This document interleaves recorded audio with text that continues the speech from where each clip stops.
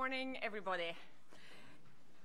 It is my pleasure to welcome you to this meeting of regional women's networks of women mediators. Did I make that right? No. I think regional networks of women mediators. That's how it's done correctly. Before I proceed, there's both English and French speakers among us today. You all have seats equipped with headphones. Do you all have them available? It's 1 for English and 2 for French. And it's important that you all do that, because the next thing I'm going to say, it's quite important that you all hear. Okay? So, know that you all understand what I'm saying. Let me start with the basics. Emergency exits. Okay? It's like at the plane. And then if anything should happen, we will meet in the park across the street. Second, also very important, restrooms downstairs and out in the hallway. My name is Tine Smith. I'm DG in the Ministry of Foreign Affairs here in Oslo, and among other things responsible for the file on peace and reconciliation and mediation. I will be your MC today. I will start by giving the floor to someone else. And let me then introduce Mr. Henrik Urdal, who's the director of PRIO. He will provide the opening remarks on behalf of our organizing partners, which is NOREF, Norwegian Center for Conflict Resolution, and PRIO, the Peace Research Institute in Oslo. Henrik, you have the floor.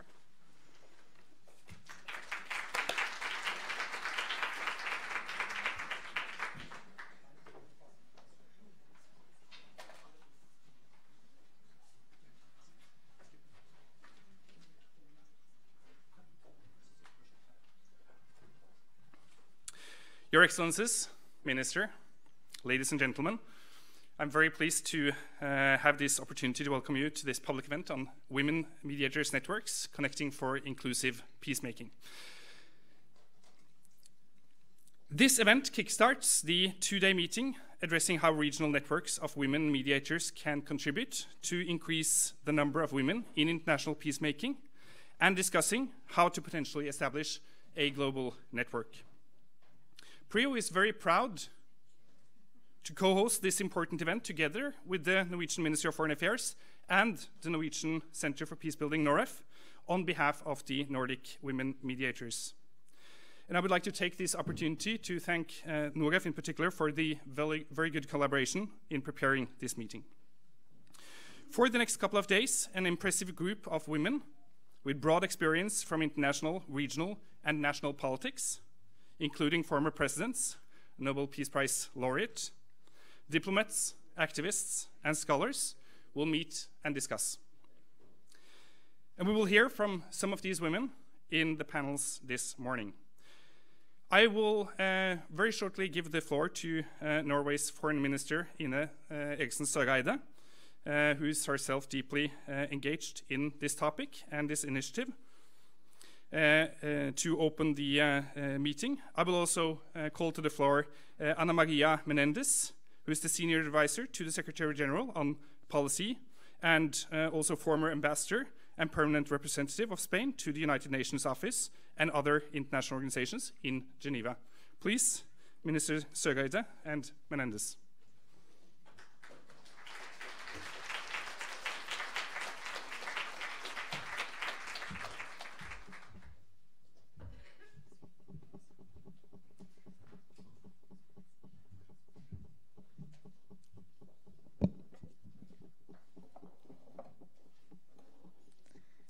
Gentlemen, take a good look around you. As I was approached by a woman from Cyprus when I was making myself some tea, and she said, there is so much awesomeness in this room. I think we should take a moment to reflect on that. We come, some of us, from a wonderful breakfast together with Fleima, Anna Maria, Teresa, and also Nolene and Naila. We had a very good breakfast discussion on the topics and issues that we're going to discuss today. Achieving gender equality and empowering women is the unfinished business of our time and the greatest human rights challenge in our world. Those are the words of Secretary General Antonio Guterres. And that was his message on the International Women's Day just a couple of weeks ago.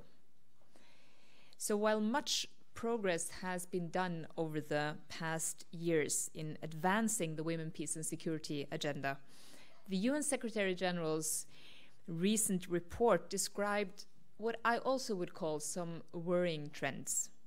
A decrease in the women's participation in mediation after years of steady progress upwards, a decline in requests for and the inclusion of gender expertise in these processes, and also a decline in the number of gender-sensitive provisions in peace agreements. Women continue to be underrepresented among mediators and also among delegations in peace processes. And women continue to struggle to get their voices heard by negotiating parties and by mediators in countries affected by conflict. And this is despite the 17-year-old Security Council Resolution 1325 on women, peace and security. This is despite the broad political consensus that women's participation and influence in peace processes is so important. And it is despite a range of normative and empirical evidence that shows the importance of women having a seat at the table. We can continue to read discouraging reports, or we can try to do something about it. I think we will choose the latter. This is why Norway, together with our Nordic neighbors, has taken the initiative to bring together the regional women mediators networks in Oslo this week. This is the first step in a process that we hope will lead to the establishment of a global network of women mediators. Inspired by the South African initiative, the Nordic countries established a Nordic network of women mediators in 2015 here in Oslo. The African Union launched its initiative of women mediators, Femwise Africa, in 2016, and the Mediterranean countries followed suit the year after. Together, around 80 countries are represented in these networks. It is our hope that other regions, such as Asia, the Americas, other European countries, also will be inspired to join this movement. The women in these networks, they are former presidents, they're politicians, diplomats, civil society leaders, and mediators. They have a vast experience in the fields of conflict resolution and peace and reconciliation. I can just describe from the breakfast we had that the amount of practical experience that is among this group is just amazing. One of the first goals of this global initiative is actually to draw the attention to the fact that we have so many highly competent women as mediators. We want to make it impossible to claim that you couldn't find a competent woman around the table. It will be impossible to claim after these 2 days. So do women mediators do a better job than men? Well, we don't know. But that's not the point. The point is simple mathematics. If you double the number of candidates, the chance increases that you will get the best people to do the mediation. But this initiative doesn't limit itself to increasing the number of women mediators or the number of women participating in mediation teams. The overarching goal of the global network is much wider. It's to promote women's participation and influence in peace processes and conflict resolution in general, as well as securing stronger gender outcomes in peace agreements. I know that this is no easy task, but if anybody can do it, it's the women in this room. It has been said that no peace agreement has placed as much emphasis on women's participation in gender equality as the peace agreement between the Colombian government and the FARC guerrilla group. And as an official facilitator to the process, together with Cuba, Norway strongly advocated the inclusion of women and the gender perspective from the start. So why was this a particular success in this respect? Well, there was a growing realization throughout the talks that the gender aspects were vital to the legitimacy of the whole process. This was in large part due to mobilization of women in Colombia who organized a peace summit to promote the participation of women in peace building and also to provide input to the negotiations themselves. In September 2014, the parties established a gender commission to ensure that the voices of women were heard and that the gender perspective was integrated in the peace agreement.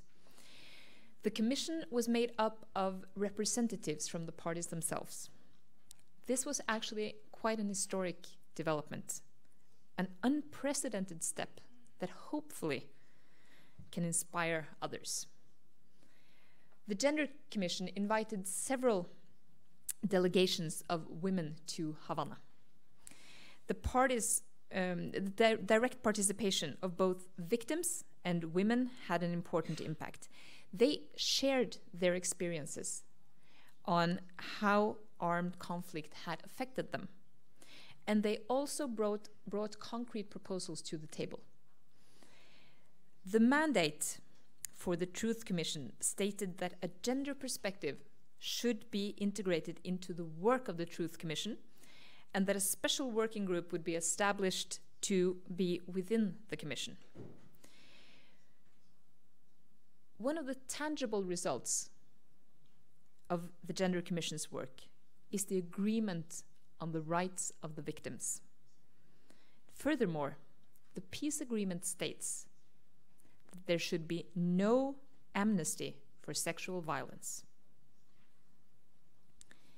Women, peace and security is a priority area in Norway's peace facilitation efforts. We fund and we support women's organizations in all countries where we are involved to try to increase their influence in the peace processes. And in all peace processes where we have a role, we encourage the parties to include women in their delegation and also to integrate the gender perspective. In doing so, I have to say, our own credibility is also vital. We need to make sure that we also have gender balance in our delegations. That's quite important. And I could mention here that Norway's facilitation efforts, both in the Colombian and the Philippines peace process, are led by women. Including women is not only the right thing to do. In my opinion, it's absolutely the smart thing to do. As research from the Graduate Institute Geneva has shown, participation of women is essential not only to the legitimacy of the process, but we are also more likely to achieve lasting results if we have women included. But why is it then so difficult, so often, to include women's meaningful participation and to integrate the gender dimension in practice? Well, I think the obstacles are both structural and cultural. As you all know, it takes some time to change the mindset of people and of organizations. To break out of old patterns and to advance this agenda, leadership is important.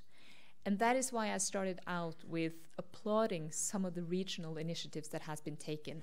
And I also want to applaud the Secretary General for his establishment of the High-Level Advisory Board on Mediation.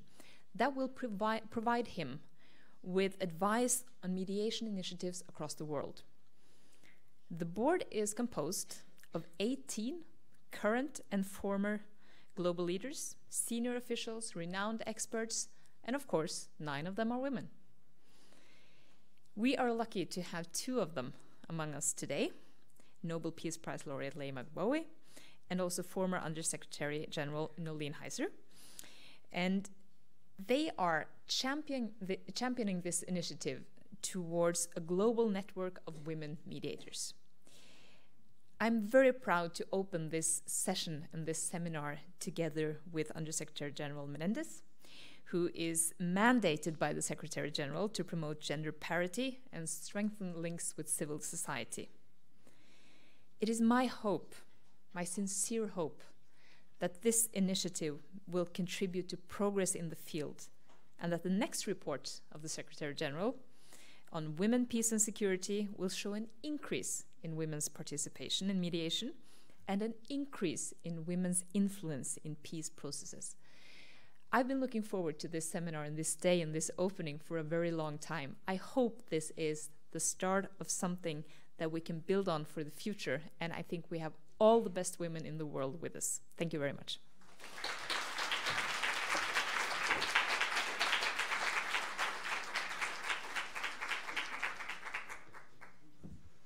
Please, Anna, you have the floor.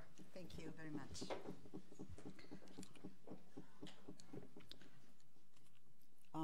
Good morning to all of you, and I'm really very, very happy. It's an honor for me and a pleasure to be here. And I'm really so thankful to the Minister and to Norway and partners for organizing this meeting. I think this is going to be really exciting. I think it's going to be very useful. And the Secretary General is also really very, very happy and committed to the participation of women in all aspects related to peace and security. And we think that this is going to be a contribution to that. This is really an exciting time for women in mediation. Too frequently in the past, the call for greater inclusions at the peace table has been met with excuses, including that there were no suitable women to draw from. As we look around us today, it is clear that this can never be an excuse ever again. In the past 3 years, we have seen a growing number of women's mediation networks come together in different regions. Women are demonstrating their wealth of mediation expertise and making visible their significant contribution to conflict prevention and resolution. The Women, Peace and Security Agenda, as set out in 8 Security Council resolutions on this topic and related global commitments, demands better and more meaningful participation of women and the integration of gender perspectives into peace and security initiatives. This is because women's participation is fundamentally tied to sustainable peace and real security. When women are meaningfully included, the likelihood of reaching and implementing peace agreements and sustaining peace is 35% higher over the long term. And this is because their participation brings a wider range of issues to the table, opening the door to addressing root causes and strengthening sustainability. Yet, women continue to make up only a handful of mediators' informal processes. Women's participation in peace processes occurs more often as part of their engagement in track 2 processes, mass action, or in unofficial consultative capacities outside of the negotiation room. Women-led prevention initiatives are also the least funded or supported and are often disconnected from national or regional early warning mechanisms and from decision-making bodies in general. As a result, the voices of women are stifled. This is why the establishment of women mediator networks is so important. They bring women together around a common objective, providing opportunities to mobilize and share lessons. They change the narrative and practice of negotiations. And most importantly, they provide the concrete resource we need to shape more durable solutions to conflicts and crises. The United Nations strongly supports such efforts. As we move toward 2020, and this is the 20th year anniversary of Security Council Resolution 1325, we need to pool our efforts and press for greater women's engagement in creating more secure and peaceful societies. Networks of women mediators are useful sources of candidates for appointments as high-level envoys and senior mediators. But they are also a source of inspiration, of best practices and tools that we can learn from and draw in. With many members already involved in national and community-based conflict prevention and peacemaking activities and initiatives, women networks can certainly facilitate UN support for such projects. And regional networks of women mediators can help to strengthen collaboration between the UN and regional organizations. As the Minister mentioned, the Secretary General's High-Level Advisory Board on Mediation provides further opportunities to strengthen the visibility of women mediators, including through joint preventive diplomacy before violence erupts. I am pleased that we have some of the members of the board with us here today, Leima and Noeline, and I hope that this meeting will be a useful forum to look at how the board can draw on and support the efforts of these networks and vice versa. The United Nations, the Secretary General, and myself look forward to working more closely with you to advance gender equality, improve conflict prevention, and build inclusive and sustainable peace. And I really look forward to a conversation with all of you these 2 days, and I'm sure that we will reach very useful and timely conclusions. Thank you very much.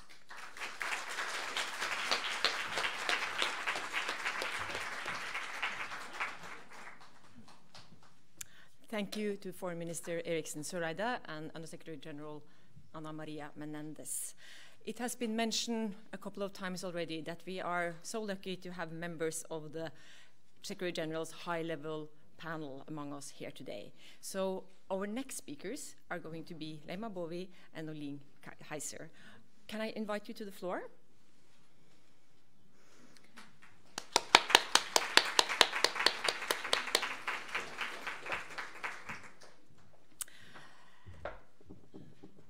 The high-level advisory board has already been presented, but I would just like to underline that this shows that the surge and the importance of mediation and peace building has been presented by the Secretary General as something that is even more important in the conflict-affected world that we see around us today. That's why we are so happy to have among us these two that are part of the panel and are there to advise the Secretary General on concrete situations of mediation and peace and conflict resolution. The first speaker is Nobel Peace Laureate Leima Bovi. You have the floor. We're very happy to have you here among us today.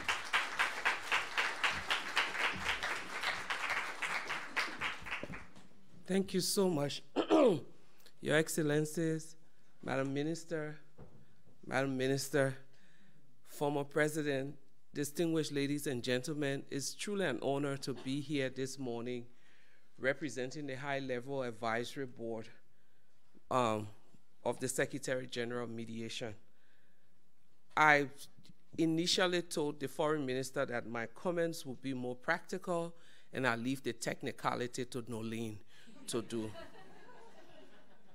This is my first visit back to Norway since the Nobel, and it's truly an honor to be here. In 2017, Liberia went back to elections, and one of the things in our assessment that we found out was that we needed to get back in the streets as women to sustain the peace. A lot of you know of the story of the women's work in 2003, how we protested and contributed to the end of the war in Liberia. So we decided we'll use our experiences of the war to reach out to the generation of young people who had no indication of where we've been as a nation. We identified a population of 15 to 25 as one of the most vulnerable groups that could be used for violence during elections. We took the movie Pray the Devil Back to Hell. We mobilized the same women, and we began to do screenings in communities. We went from universities to high schools, to community centers, to churches. Some days we screened to 10 individuals, and some nights we screened to over 3,000 people. We had our t-shirts, Sustain the Peace. We had some mantras, Don't touch our peace. The women again were out there telling the world that we were ready to do business, and peace in our country was something that we're not going to jeopardize. At the high-level advisory meeting in New York, I indicated to the Secretary General that you can trust Liberians, and especially the work that had been done or is being done by women, that not a single stone will be thrown during these elections process. We went to the first round in October. We went to 2 months of court case, and then we went to the second round in December, and not a single stone was thrown. There is not a single media report that we had any incidents of violence during the elections in Liberia. Again, the women show, not just to Liberians, but to the rest of the world, that we given the chance in peace processes, will do what is necessary to keep our societies safe. This mediation network that has been formed is heartwarming, because for many years as an activist, I tend to rant by myself on the silo way in which we operate. Africa stand alone, Nordic countries stand alone, Asian countries stand alone, and everyone else trying to do the same thing, speaking the same language, but from different areas. I know that if we come together as women and decide that we're going to do this, we can do it right. I'm very happy to know that this network is going to be coming together. So I want to offer some recommendations to the group. From my experience, one, I think we've heard over and over, the foreign minister talked about it, the Undersecretary General talked about it, we can't find the women. It's time for us to be proactive. As a network, it's important for you now to put together the CVs of all your mediators, have it on the standby. In Africa, we know that South Sudan, Libya, Central African Republic, and all of these different places are going to peace talks. And once the word is out that there are peace talks, send the CVs to the UN and to other agencies involved to say, these are the women that we want as mediators in this process. Gone are the days when we sit and wait for people to give it to us. Now we have to step into spaces and take it forcibly. That's the first recommendation. Be proactive in the kind of, or the number of women that you're putting out there. And this excuse that we can't find the women is not just in mediation, it's in academia, it's in activism, it's in everything cutting across the peace and security agenda for women. The second advice or recommendation is probably to governments. Norway, Sweden, all of those countries invested in mediation, peace and security for women. You have a high stake and a huge voice in our global peace and security circle, in the global circle for peace building. make it a precondition for your funding to go to any country peace process that women are at the table, not as observers. Gone are the days where we do conflict as women as observers, but as parties. Because the impact of conflict on women's lives is not observation. The rape and abuse that women face on a daily basis is not from an observer perspective. It's not that you get out of your body and observe something else being raped. So where your investments are going, you negotiate hard with those at the table that women should be at the table. The other thing is that, and I mentioned at the breakfast this morning, peace processes, and I've been saying this for years, are the moments when we're redoing our societies. Those conditions that contributed to war, when we're doing peace processes, we're saying to ourselves that we want to make sure that societies come back to a place where we don't have those conditions again. I'll give a typical example. President Sirleaf and Elizabeth Rand, when they wrote the report, Women, Peace and Security on Your Watch, one of the conclusions of that report is that the impact of conflict on women's lives is a reflection of the interaction during peacetime. So if you have sexism as part of your society, during peacetime you have increased rape. And so if you say the impact of conflict on women's lives is a reflection of the interaction during peacetime, when you want to redo your societies through peace processes, you need to get to the place where you redo it in a way that the interaction is now seeing women as stakeholders and not sex objects. And the way to do that is to make sure they are front, center, around, in the middle of peace processes, not as observers, not in the hallways.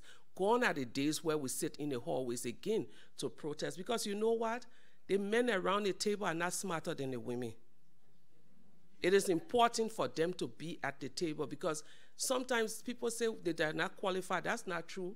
I've been to peace processes, and some of the things that comes from some of the men's mouths is so dumb that, and to all due respect to the men in this room, but people, those who use guns as a means of getting what they want, you know they are not smart. So obviously we need to get women on the table, and it's the donors and the partners that needs to ensure that it happens. Finally, how do we as a network make the link from the grassroots to the middle level to the top level in our network? Because there are lots of experiences at the grassroots level that this network can benefit from. There are a lot of experiences from the middle level that this network can benefit from. Having come back fresh from 2017 elections in Liberia, when I write my next book, and you read some of the shuttle diplomacy that we did that kept Liberia safe, we went back to this point of sleeping in offices again, going to politicians at night, going to them at daytime, using tradition, using culture, using whatever we could use to talk to people to get us to the place that we needed to get to. The final thing is that to the UN, and I'm part of the advisory board and will definitely be going back to the Secretary General with this, it's time to legitimize the work that women do on the ground. You can't have women mediators on the ground and you be sending in mediators that have no connection to the mediators on the ground. It takes away from all of the work that they're doing. Let it be known that as you go in there to do mediation, from the airport, the first group you consult and confer with are those women who are known to have been the mediators in the countries. I think it's very important for us to move away from talking now into action, because it's only by going to action that we get to where we need to get to. When my daughter was a baby, we went to Cote d'Ivoire. I'm looking at Madame Poquet here. And I had a 6-month-old baby while we're trying to do peace in the Ivory Coast, and we couldn't find her milk. And that night we're going around looking for baby formula while we're still writing statements on peace in Ivory Coast. She's 8 today, going on 35. I don't want her to be 25 and we still be having the same conversation about women and mediation and the important roles that we can play. It's on to us, this network. You have the stake, you have the power, and we need to step into the spaces and take what is rightfully ours. I'll leave you with this thought, and to all of the powerful people in this room, cover your one eye and try to see the entire picture of this room. it's not possible, you miss some. In mediation, this is how our world is functioning. Until women can be at the table, at the front, at the center, we'll continue to do mediation with one eye cover. I thank you all.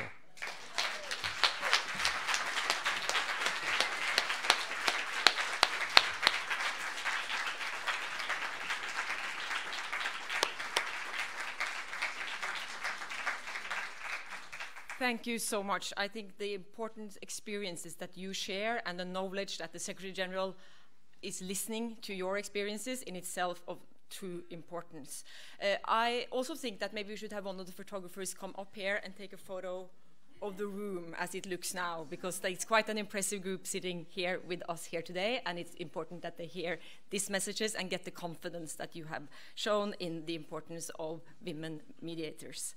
Our next speaker is Nolene Heiser, who has an impressive track record when it comes to peace building, state building, and sustainable development in fragile and conflict-ridden states. I also know that you were crucial when it came to the drafting of Security Council Resolution 1325. It's a pleasure to have you among us today. Nolene, you have the floor.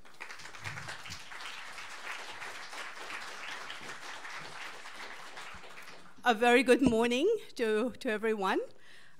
Madam Minister, Excellencies, and dear friends, it's a real honor for me to participate in this important event, especially in the presence of so many women here who have played a major leadership role in putting the position of women, peace, and security at the heart of both the regional as well as the international agendas. And today, many of these issues are more pertinent than ever. But I thought I would start with a story that Lema started off with. And this was getting Ellen Johnson Sirleaf and Elizabeth Wren to do this study on women, peace, and security immediately after 1325. And when I approached Elizabeth Wren was fine, but when I approached Ellen Johnson Sirleaf, she said, "I'm not a feminist. I was a finance minister and I'm an economist. So why are you approaching me?" And I said, because women need finance ministers and economists to hear them on the ground. And she went, and look at what the women delivered. The first women president of Africa was Ellen Johnson Sirleaf. So the world today need such a practice. The world is in a state of emergency. Our systems are overwhelmed, unable to respond effectively to the multiple conflicts that have forced so many people since World War II to flee their homes and to seek refuge and safety elsewhere. Today, more than ever, and you know this better than anybody else, 66 million people experience forced displacement due to the inability of the international community to work together to stop wars and to preserve the peace. It is for this reason that the United Nations Secretary General has placed conflict prevention at the top of his agenda. The SG's emphasis on prevention is not only about strengthening the capacities and initiatives. It is actually about adopting a new approach to the work of the United Nations, one in which prevention is, as the SG has said, at the center of everything we do. We have to prevent the wars of tomorrow, where we work together towards the mutually reinforcing goals of sustaining peace and sustaining development. Now, the SG strategy on preventive diplomacy includes establishing this high-level advisory board on mediation, consisting for the first time equal numbers of men and women as part of his priority on gender parity. Now, members of the board also have diverse capacities across the three pillars of peace and security, development, and human rights, with many women having expertise in the implementation of Security Council 1325. It has been almost 13 years since the adoption of 1325, and when I first addressed the Security Council as the Executive Director of UNIFEM on the changing nature of conflicts, on sexual violence as a weapon of war, highlighting problems of exclusion and injustice, and the Security Council mandated women's participation in peace building and recovery. However, despite the normative commitments made to increase women's role in peace and security, the formal peacemaking sector is still dominated by men. And women, when women are included, they are usually on the sideline observing, as Lema has said. Given observer status as a substitute for real participation, we have to say sidelines no more. The figures are telling. Only 2% of chief peace mediators, 9% of peace negotiators, and 4% of signatories to peace agreements are women. Hence, this meeting today is very timely. By bringing together the different regional networks of women mediators and peacemakers, you make visible many qualified and underutilized women that are working out there to preserve the peace. And initiating a global network of women mediators will create synergies among the regional network, but also provide a strong platform for us to support each other in entering the male-dominated field. So let me address 3 questions. Why is it so important for women to participate in peacemaking? How can regional networks ensure that women participate more meaningfully at the peace table when we're there? And what does meaningfully mean? What difference would having a global network of women mediators make? Now, because we were able, and we were working with women on the ground for a very long time in conflict situations, and we also provided the strong links to national and international decision makers, we were able to act when women peacemakers at the community level asked us to make sure that people involved in formal peacemaking represents a more balanced group, to better address the social grievances that have escalated into conflict, and to also address women's demands for political, social, and economic change. So in 2000, we were able to support many of them using the ARIA formula to address the Security Council. And did they make a major difference? And I was personally honored to be able to mediate the different narratives and the different worlds to help bring about Security Council 1325. There is now growing recognition that the inclusion of a gender perspective in peace building and recovery processes strengthens the foundation for sustainable peace within a holistic framework that integrates women's human security, human development, and human rights, women's rights to inheritance and land. Health, education, and employment are critical for recovery and sustaining peace. Addressing the problem of sexual violence, as well as the underlying inequalities that render women and girls vulnerable, is crucial for shifting to a future that upholds justice, restores confidence, and transforms institutions to provide greater security and support the rebuilding of communities and lives. Including women of diverse backgrounds in the political decision-making processes that brings a country from war to peace, allows women's perspective in critical discussion about accountable governance and what a peaceful and just society should look like. Including women, therefore, reduces conflict, relapse to conflict, and helps to sustain the peace. So how can regional networks ensure that women participate meaningfully at the peace table?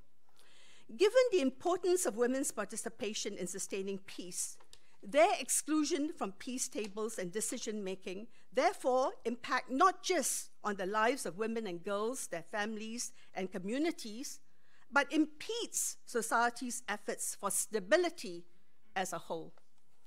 Unfortunately, when it comes to peacemaking, male peacemakers and mediators frequently perceive the peace process as mainly ceasefires and the silencing of guns. It's really, as Lema has said, seeing the world through one eye. And this is often at the expense of long-term peace building. And because they have this perspective, women are therefore excluded from their peace table. Today it is recognized that peace is more than the absence of violence.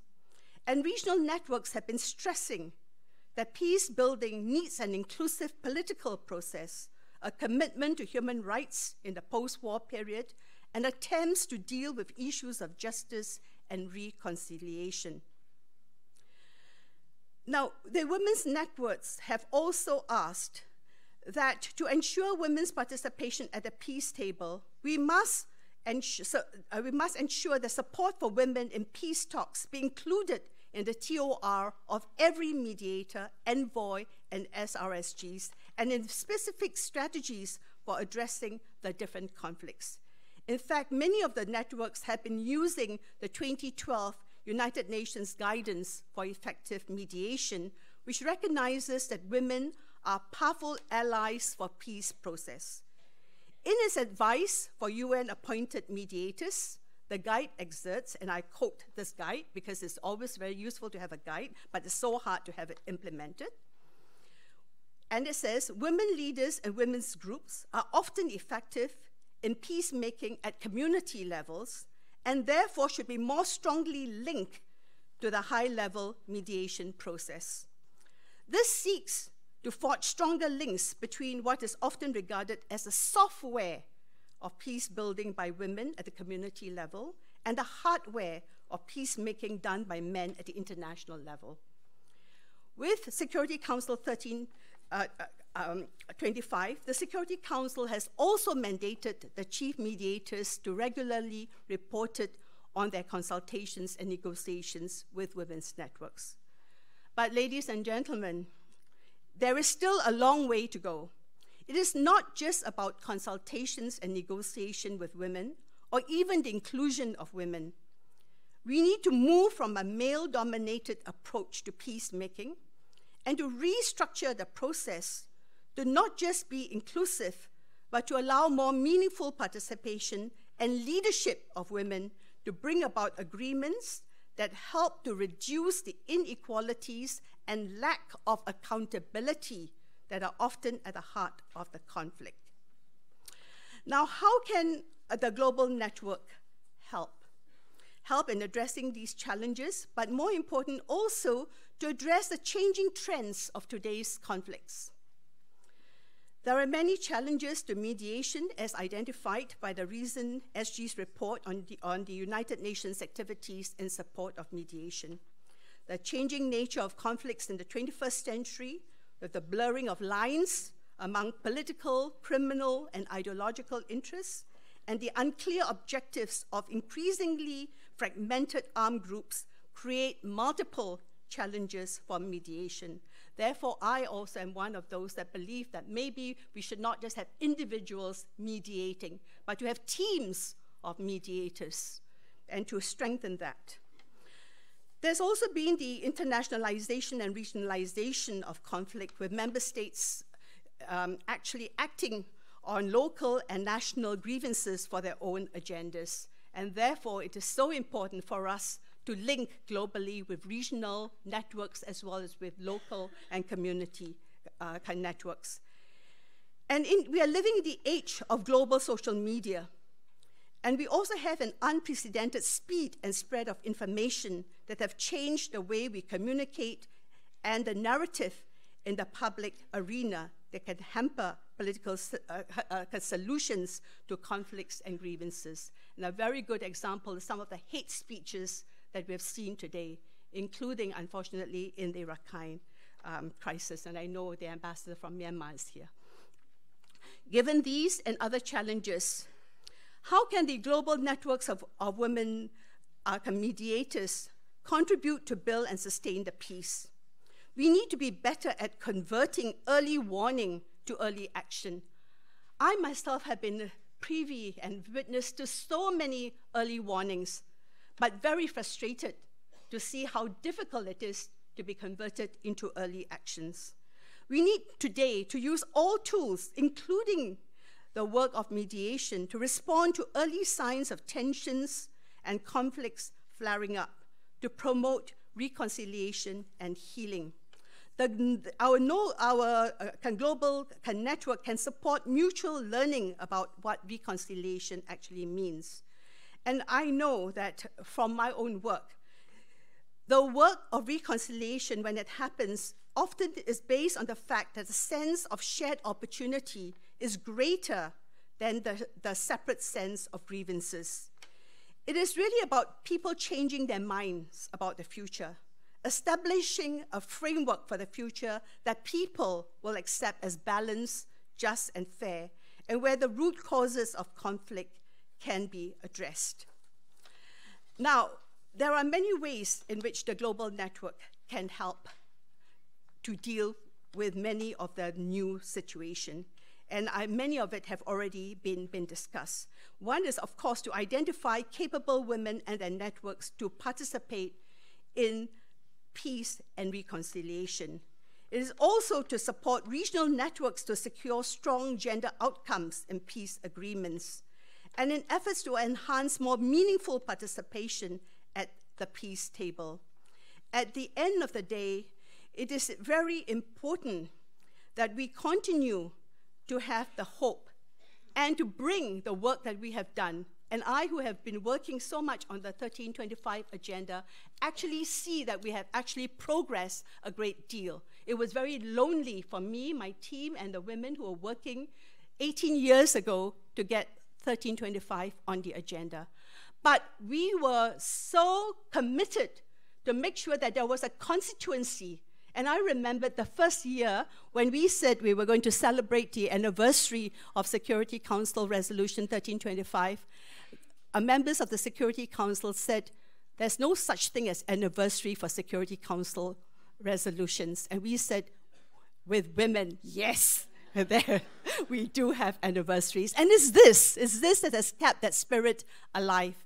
And I feel it is time to now take the next big step forward, and we definitely can together. Thank you.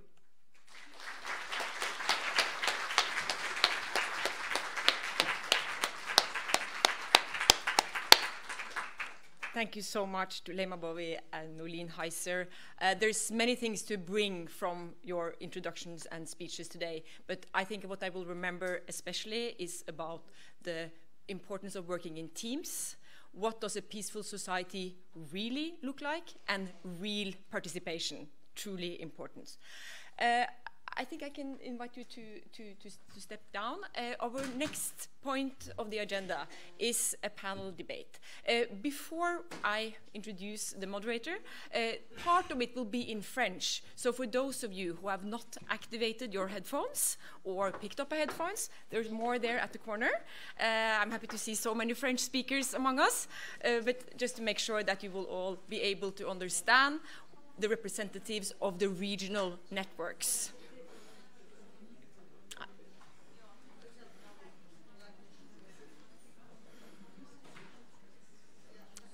Okay, good. Now that that is sorted out, I am ready to introduce Deputy Director from NOREF, Christian Ruge, who will be the moderator of the panel. Christian, you have the floor.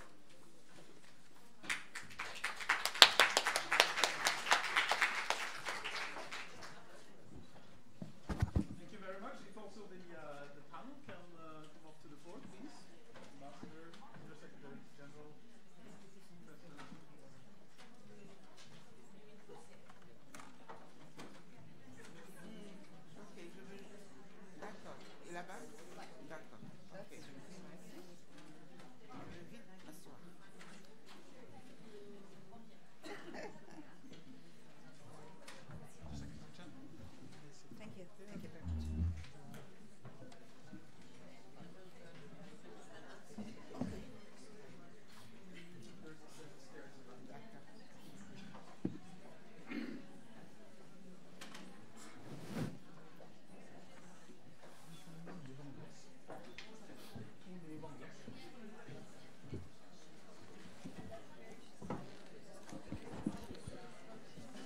Thank you very much, Director General Smith. We will now move on to the panel discussion. My name is Christian Holmborg Ruge. I am Deputy Director at NOREF, Norwegian Center for Conflict Resolution, that also co-organized this event together with PRIO and the Ministry of Foreign Affairs. On a personal note, I would like to say that as I grew up in a home with very close proximity to the Women's International League for Peace and Freedom, it's a great privilege for me to be able to be allowed to moderate this awesome panel. Thank you very much. So in this morning's panel, we are privileged to have with us 3 senior practitioners from 3 regional networks, namely Katrin Samba-Panza from Femwise Africa, Francesca Tardioli from the Mediterranean Women Mediators Network, and Lena Sund from the Nordic Women Mediators Network, as well as the United Nations Under-Secretary General, Ana Maria Menendez. After their presentations, we will have some brief comments from experts Sanam Andelini and Tanja Paffenholz before opening up the floor for questions and comments. Now, in the invitation to this meeting, we listed some of the issues we wanted to address in this session. They include identifying the barriers that women face when it comes to taking part in peace processes, and seeking ways that the different regional networks can work to overcome these. Exploring how regional networks can best work together to increase the numbers of women in mediation processes, and looking at the potential for how a global initiative may contribute to overcoming current challenges. Now, as we already have heard, we do know that women tend to be overrepresented in grassroots peacemaking efforts to stop violence, end hostilities, to work across front lines, encourage dialogue, and engage in on-the-ground sharp-end shuttle diplomacy. However, when formal peace processes are convened, women peace actors tend to be sidelined. And this even when it's their efforts that may have led to the start of the formal talks in the first place. Women are also generally excluded from years of highly secret pre-talks and in the pre-negotiation phases, which sets the stage for formal peace processes. This is often when the key issues are being defined and peace process agendas are being shaped and crafted. And as a result, women's perspectives are usually absent from the agenda items, making it hard for them to put their issues on the table during formal talks or to have them integrated into the agenda for the formal talks. A recent UN study pointed out that while there has been some progress on women's involvement in formal peace processes, the numbers are still extremely low. This is true across the board, whether women participate as parties to a conflict, or as mediators, or members of mediation teams. Now, finally, while ending armed hostilities is critical, it is not the same as building peaceful societies and states where women, youth, indigenous peoples, and others have a say and a role in the transition and the reconstruction processes. And with that, I would like to start with our first distinguished expert, Madame Katrin Samba-Panza, former president of the Central African Republic and representing the Femwise Network. And Madame President, you led your country when it was on the verge of a civil war and mediated through a very fragile situation and transition.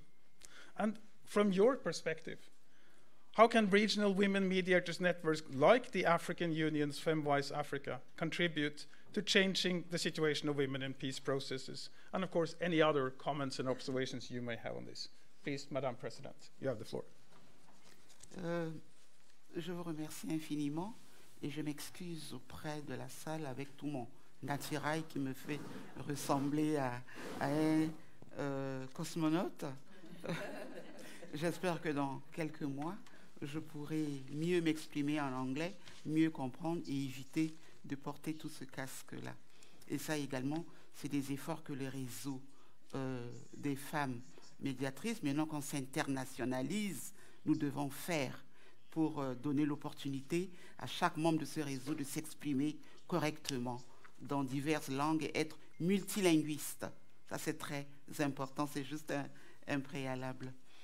Je voudrais, au nom de l'Union africaine, au nom des membres de Femwise Africa et en mon nom personnel, dire tout le plaisir que nous avons à être dans cette réunion.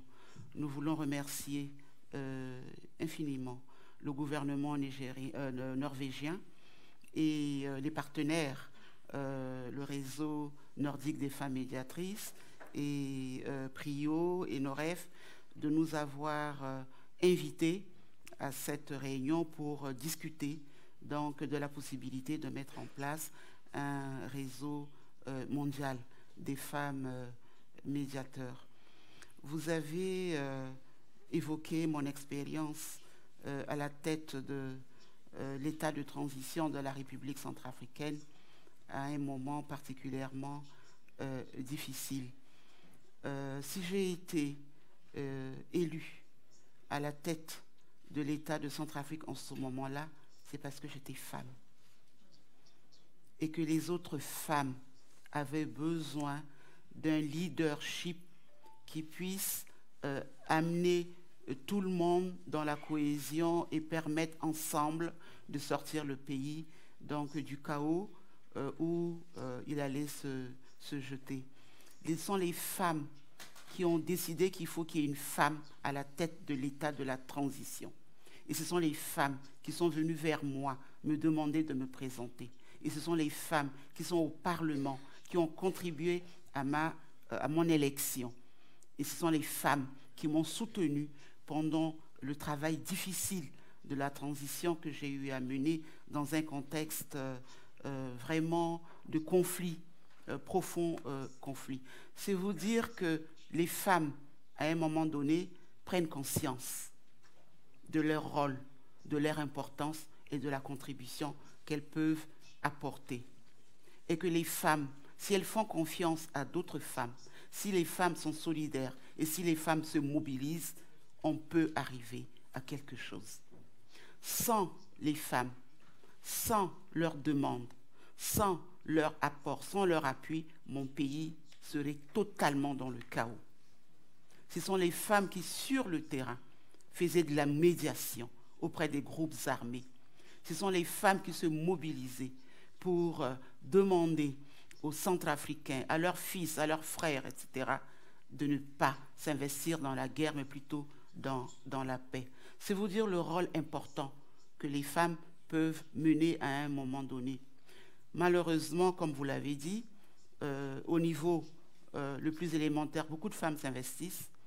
Au niveau intermédiaire, on retrouve les femmes et au plus haut niveau, on ne retrouve plus des femmes dans les efforts de paix et dans les processus de paix. Or, les femmes ont intérêt à ramener la paix et à consolider la paix après un conflit. Et donc, les femmes se mobilisent partout dans le monde et également en Afrique. Les femmes ont pris conscience qu'en Afrique, il faut également qu'elles soient aux premières lignes des efforts de paix.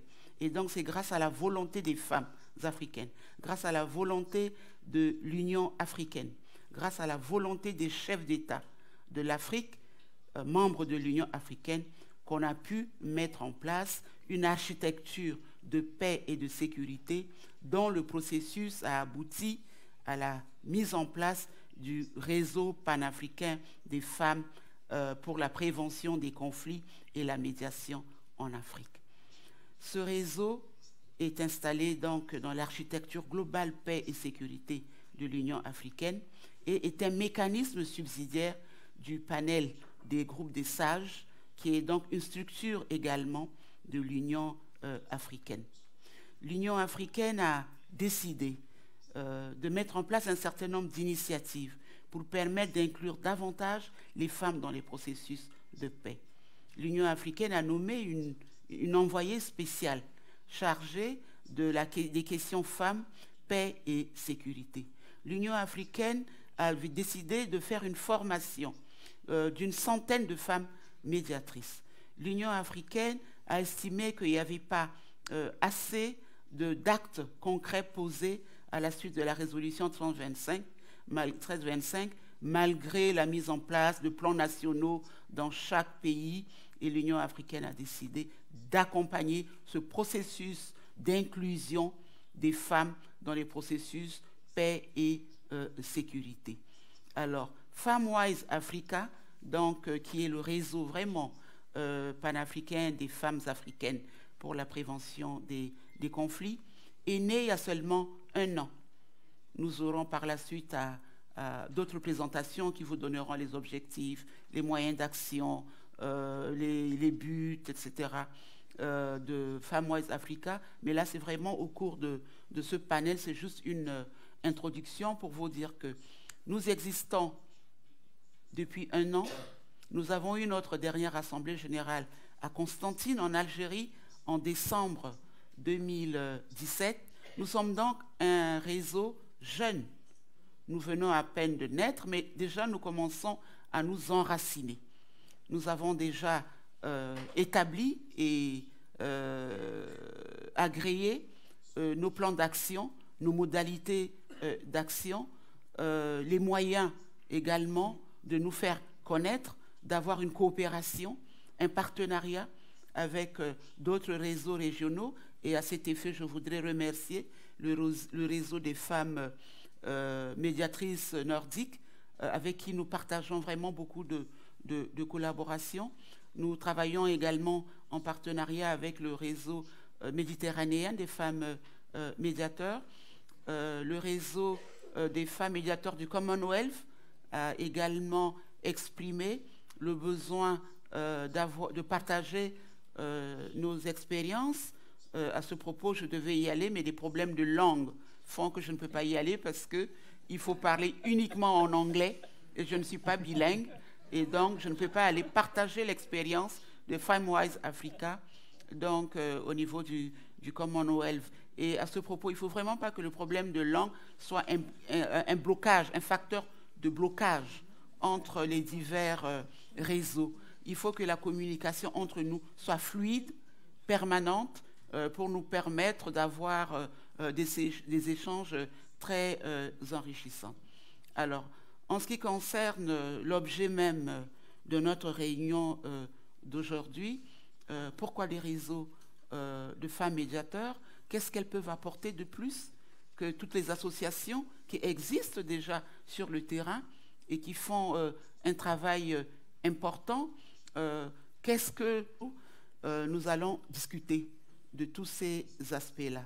Mais ce que je peux dire, c'est que, comme les autres l'ont dit avant moi, il existe dans nos régions, et particulièrement en Afrique, des femmes de valeur, des femmes qui peuvent apporter beaucoup sur le terrain, au niveau national, au niveau régional et au niveau international. Souvent, ces femmes ne sont pas connues. Souvent, les actions menées par ces femmes ne sont pas portées au devant de la scène au niveau régional et au niveau international.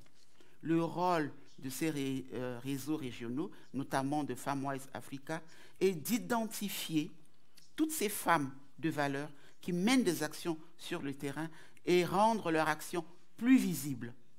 Ça nous permettra également d'avoir sous la main des données concernant les femmes et leurs possibilités. Cela est très important. Et puis, le cloisonnement n'a jamais été bon pour toute organisation. Ça permet également, dans diverses régions de l'Afrique, d'avoir des remontées d'informations, d'avoir des échanges, des partages également de points de vue. Et surtout, ces réseaux permettent de soutenir les actions des femmes sur le terrain. Beaucoup de femmes travaillent sur le terrain. Elles ont besoin d'une certaine reconnaissance de leurs actions. Elles ont également besoin de soutien, de suivi, de renforcement de capacités. Elles ne savent pas souvent comment faire pour renforcer leurs capacités, pour mener des actions à impact réel sur la paix et la sécurité et sur les femmes. Ces réseaux, de par leurs connaissances, de par leurs relations, peuvent mieux canaliser les actions de ces femmes, leur apporter l'appui nécessaire, la visibilité nécessaire et porter leur voix auprès des institutions régionales et internationales pour leur permettre de mieux évoluer. Il est également important que les réseaux régionaux tels que FemWise Africa puissent, dans le cadre d'une certaine coopération et d'un partenariat, partager les bonnes pratiques, les expériences, améliorer leur façon de travailler. Et pour cela, il nous faut nous rencontrer. il nous faut échanger, il nous faut discuter.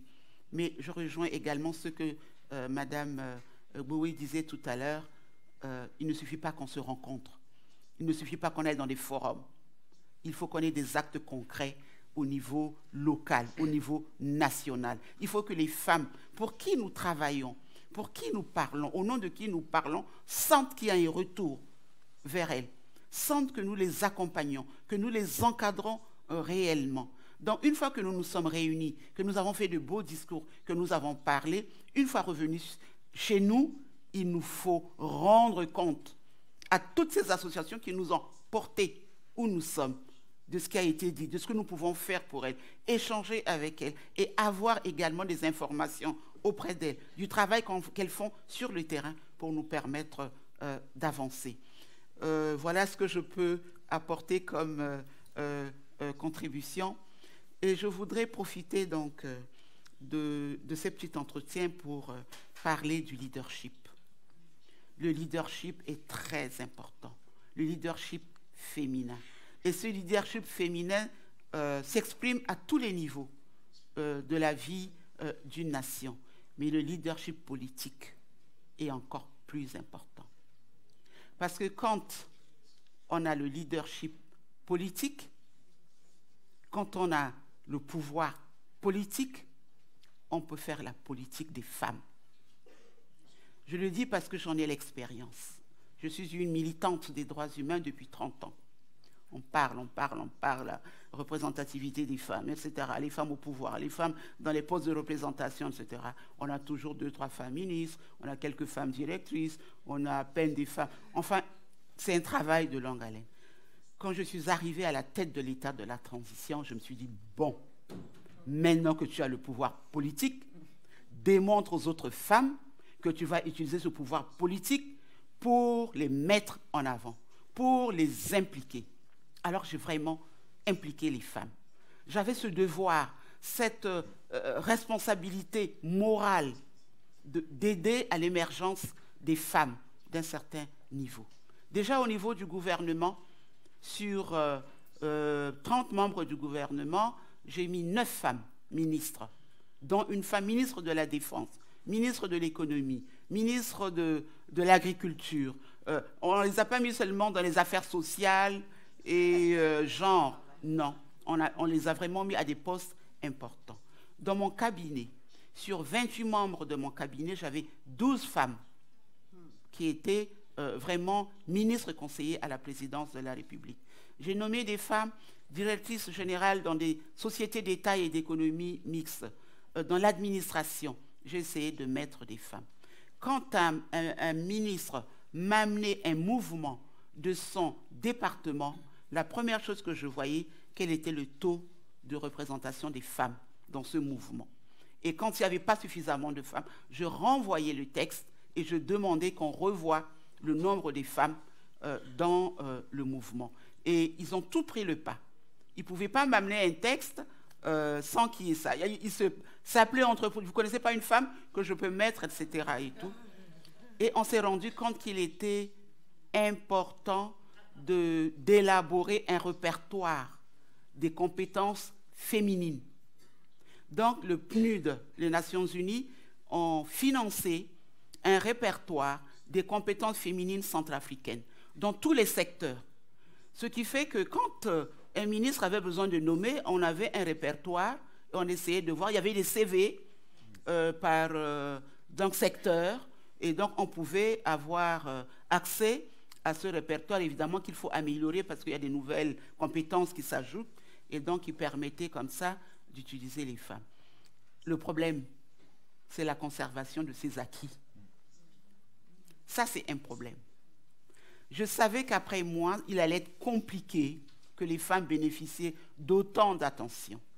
Alors j'ai demandé aux autres femmes de se réunir et de mettre en place un réseau pour le leadership des femmes centrafricaines qui allait faire le suivi après donc, de tous ces acquis. Nous avons élaboré une loi sur la parité que je n'ai pas pu faire voter pendant mon mandat. Mais 3 mois après, la loi sur la parité a été votée par l'actuelle Assemblée nationale. Seulement, qu'est-ce qui s'est passé depuis? Actuellement, nous avons 3 femmes dans le gouvernement. Nous avons 2 femmes au niveau de la présidence de la République comme ministre conseiller. Nous avons une seule femme directrice générale d'une société d'État et d'économie mixte. On a balayé toutes les autres femmes. On n'a pas su préserver ces acquis-là. Et donc ça, j'attire l'attention des femmes.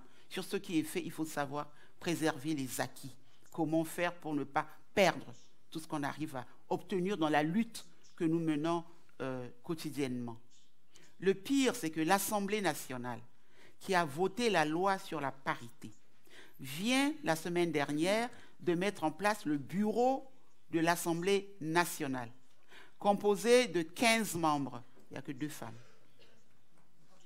Alors, on est en train de se mobiliser pour demander l'annulation de ces votes. Je suis désolée. Voilà, donc c'est ce que je voulais partager avec vous comme expérience.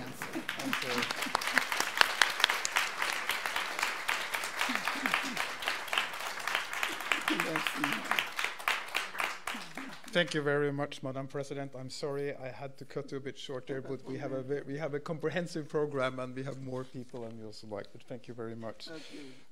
Now, I would like to give the floor to our second distinguished expert, Mrs. Francesca Tardioli, who is Deputy Political Director and Principal Director for the UN and Human Rights in the Italian Ministry of Foreign Affairs, and the representative of the Mediterranean Women's Network.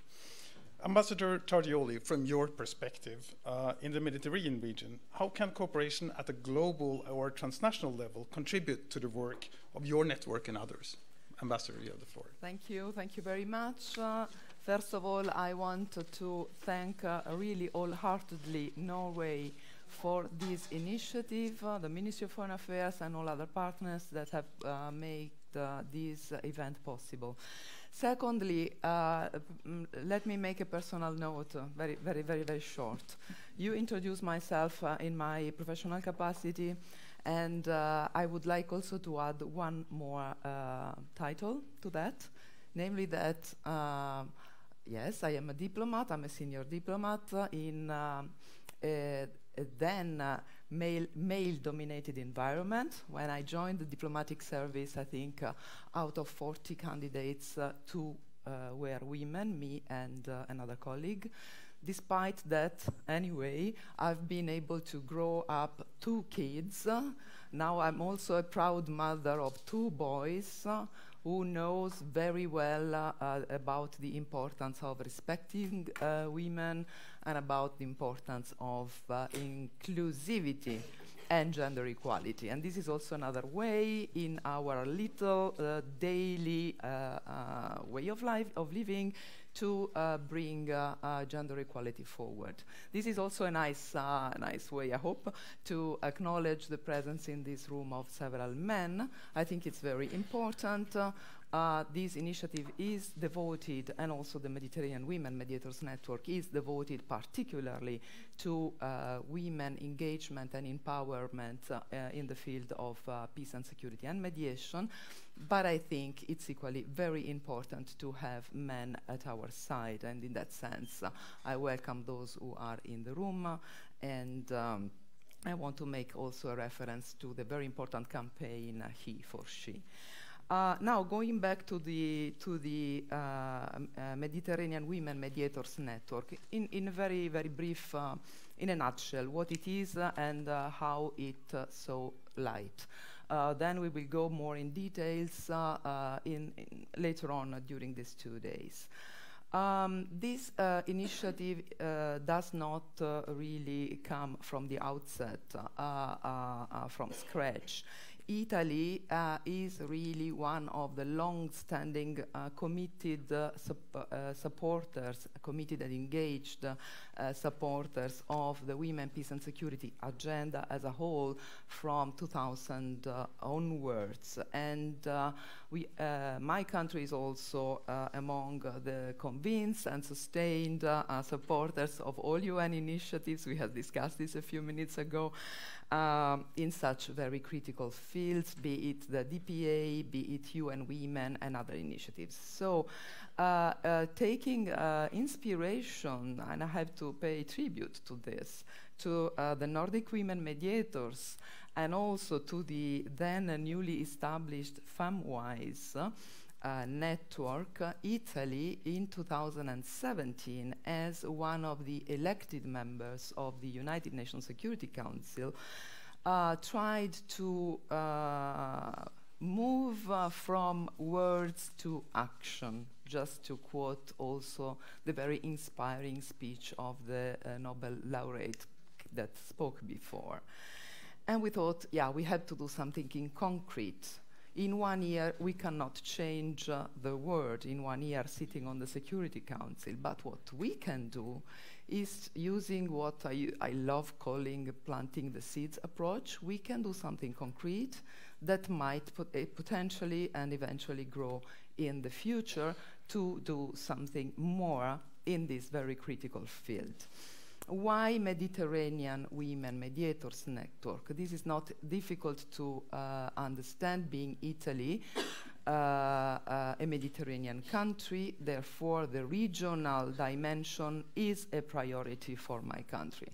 And so we thought that it could be a good idea to combine two priorities: stability in the Mediterranean, more gender equality in the Mediterranean, and our traditional support to women, peace and security agenda as a whole. So the Ministry of Foreign Affairs, together with other partners that are not, that come from the civil society, in particular I want to name them, the Italian International Affairs Institute and Women in International Women in International Security Italy, WISE Italy, as the two partners, launched this Women Mediators Network. Our overarching aim was to contribute filling an evidence-based, well-identified gap of women experts in mediation, women mediators in the Mediterranean region. So what we did, and it took a lot of time, and it was a very, very long and exhausting, but also very exciting effort, we went really country by country to identify together with the institutional representatives, but also with other baskets, civil society, etc., women from all countries of the Mediterranean region that could become, first of all, were willing to become part of this first core group that constitutes nowadays the Women Mediators Network, launched in October 2017. So Mediterranean Women Mediators Network as well is a new, it's very young network. The first group of such wonderful and very competent and very enthusiastic women, and some of them are here, and I want also again to thank Norway for making this possible, is really now a reality. It exists. It's very much diversified in terms of expertise, level of knowledge of these important areas, and this has been done deliberately, in order to have a huge platform and in order to be very much inclusive. The Mediterranean Women Mediators Network met once in Rome. Now it continues meeting more or less virtually. We have a website that is a very important and powerful tool. We are going to have an interactive platform very soon where mediators can work together. Actually, I think partially it does already exist. The initiative, important point, referring also to engagement of other segments, including the political segments. This initiative has been included in the third annual action plan for the implementation of Women, Peace and Security agenda. And I'm very proud here to say that thanks to, not surprisingly, a small but dedicated group of women senators and parliamentarians in the Italian parliament, we managed to get, for the first time ever in Italy, a public funding for the implementation of the plan of action, including initiating Mediterranean Women Mediators Network. And in so doing, now my country is also among the 9, I think, countries around the world to have a small but significant, because without money you cannot do anything, public contribution. So it is definitely key to engage with the political leaders and have them involved, and even more involved in bringing the women, peace and security agenda and gender equality forward. As I said, the network is very, very young, so we are just at the beginning of our efforts, but I want to underline just a couple of 2 more points. First of all, the project is a multi-year project. We are about to launch the 2nd phase. And what is the vision in a nutshell, without prejudging what will be discussed later on? We want the network, first of all, to grow in size, so identifying with the aid and with the help of the current membership other women in the Mediterranean countries involved, in order to have the network growing, and then establishing an antenna or other ways to have the network really putting its roots. And in so doing, our ultimate goal is to really help all of us, including Italy, because we need more experts also in my country, not only in others that are perhaps still a bit more behind the curve. In order to help constituting, creating sufficient capacity building with a strong sense of ownership, which is another element that I want to underline. So in that sense, and I come to your question, what can a global network do in order to support the Mediterranean Women Mediators Network and make of it a stronger partner of the overall effort of the international community to bring women, peace and security agenda and gender equality forward? Well, first, clearly, more information sharing, best practicing sharing, coordination of our efforts to avoid duplications, because sometimes those can happen, and in a world where resources are always scarce, it is important not to duplicate. Coherence of approach, and a strong sense of unity, and in that sense I would like to underline again that, at least in the case of Women Mediators Network, but I'm sure also in case it's the case for the others, the overarching oversight is to be maintained within the UN system. So the PA, UN Women we have a framework already done. So in that sense, I think more coordination, a light global network could serve the purpose. Why do I underline light? And here I'm not inventing anything. It's a concept that is already included in the documents that have been distributed. We don't need an extra bureaucratic layer on this. I think we all agree. What we need is practical ways to talk together and to mutually reinforce each other. So in that sense, clearly, for a young network such as Women Mediterranean Network, first priority for us, as I said, is to consolidate it and to bring it forward, but clearly we cannot do it alone, so we count on the cooperation of others, and we are ready to contribute to the other efforts within our limited for the moment means and capabilities. So happy to contribute to work together in a stronger sense of unity for more progress in our common goals. Thank you very much for your attention.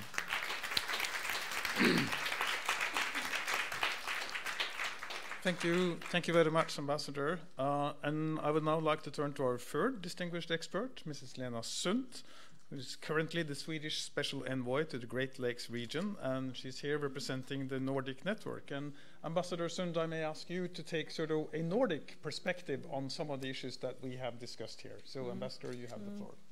Yes, thank you very much.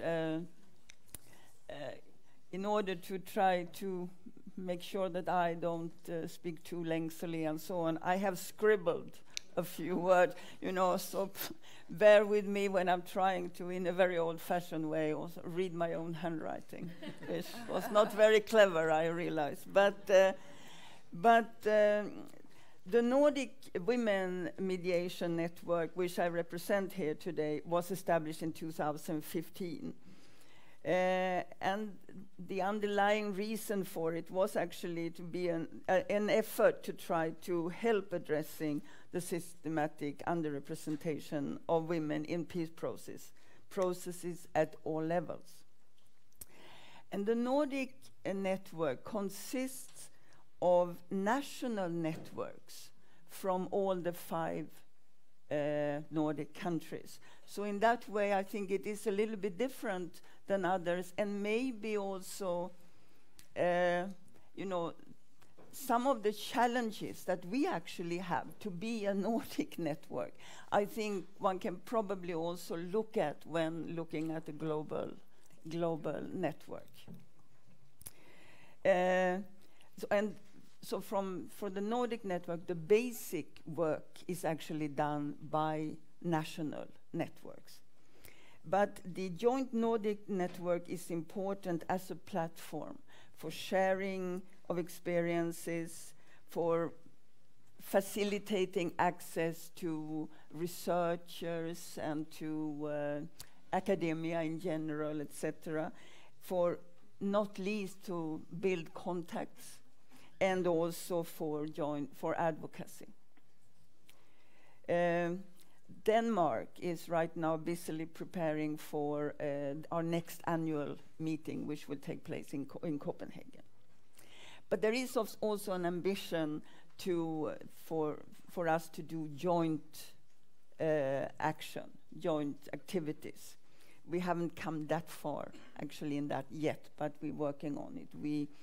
South Africa has helped us, because we have been invited from the Nordic network to support South African excellent training of its network, which consists of women from all over Africa, actually. And that has actually was one way for us to also get together and meet up ourselves.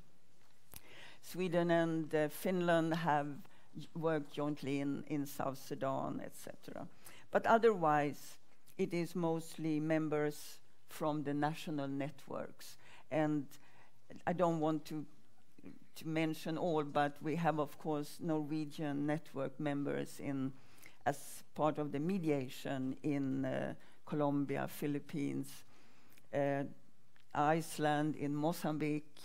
Sweden has been working rather on support to support the participation of women at local and national level in Somalia, Afghanistan, Zimbabwe, Yemen, etc.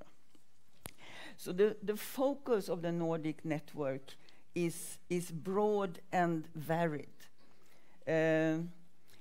But it is about supporting and advocating for women in countries affected by conflict or political instability to be included in processes at local and national level, be it prevention, conflict resolution, negotiations, reconciliation, or follow-up and monitoring. So we're sort of looking at the whole process in a way. But it's also about supporting efforts to ensure that more women be included in international and regional efforts as mediators or facilitators, or as members of their teams, or as members of other processes linked to this. So in practice, this can mean that network members are part of facilitation or mediation of negotiations, but it can also mean that members participate in capacity building or in other efforts to encourage women at the local and national level to actually be involved, to ensure them that they can be and that it would be valuable and so on.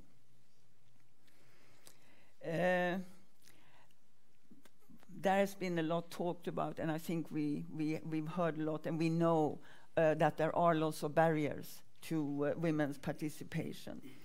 And one which also was mentioned by you is that women are often not seen. They're not visible, and they are not recognized as valuable actors. So when network members from the Nordic network go out and do work in various countries, participating in seminars, capacity building, or whatever, being from the network also means that you can have access to decision makers in that particular country or province or whatever. So when using this access, I think it's good, maybe together with a woman from that particular country or area, or just on your own, but raising, asking about the women, etc., is a way also, small way, to influence also and try to assist. I know, for example, that this can be quite useful. I did, as part of a seminar with a rebel group in Asia, which was actually at that time involved in negotiations with the government. And we were doing some capacity building for them, for the political and military leadership. And in the pre-meeting, I asked their deputy chief, so will there be any women? And he asked, of course there will be. But then later when we came to the seminar, the women came up to me and said, thank you for asking. Because our deputy chair called us last night, and he said that you have to come because otherwise they think that we are oppressing women. You know, and at least, and those women were very pleased because it increased their knowledge, but it also made them visible and gave them recognition and prestige in their own communities. So small things, but it's so simple. Okay, so then not to be too lengthy. Finally, as I said initially, the Nordic network rely very heavily on its national networks, and that the Nordic network serves very much as a platform for sharing of experiences, capacity building of ourselves, and also for advocacy. And I think that this is what a global network primarily could provide and help us with. Thank you.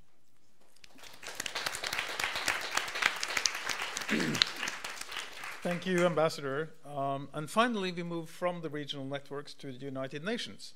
And our fourth distinguished expert here this morning, Mrs. Ananda Maria Menendez, Under-Secretary General and Senior Advisor to the Secretary General on Policy.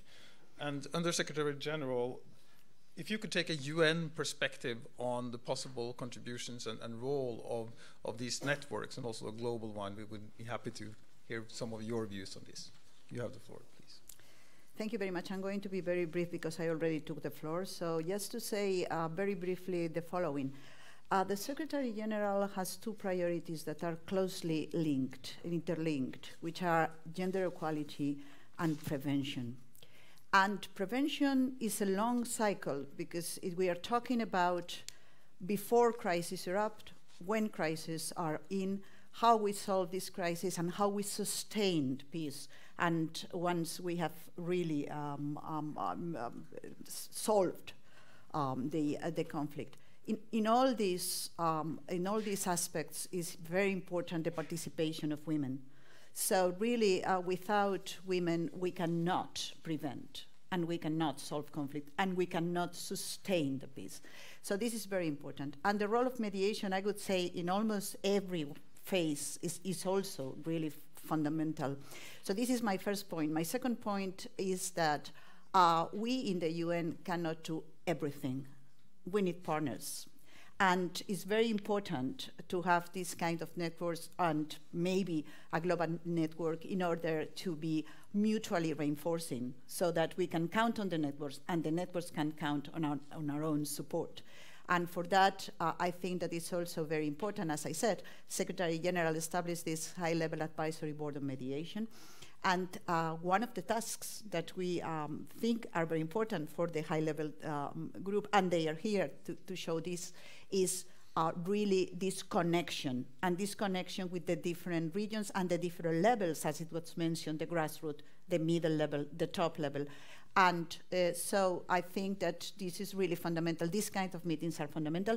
And really, if a global network really starts from here, that would be really, really something very important for us. Thank you very much for being also very precise and direct with that. Thank you very much, and the Secretary General. So we will have a session with some questions and comments from the audience as well. But before we go into that, I would like to ask our two expert commentators, Dr. Tanja Paffenholz, who is director of the Inclusive Peace and Transition Initiative at the Graduate Institute in Geneva, and Sanam Anderlini, who is Executive Director of the International Civil Society Action Network, to share some of their views and observations with us. And maybe Dr. Paffenholz, if you may start, you can go up to the floor.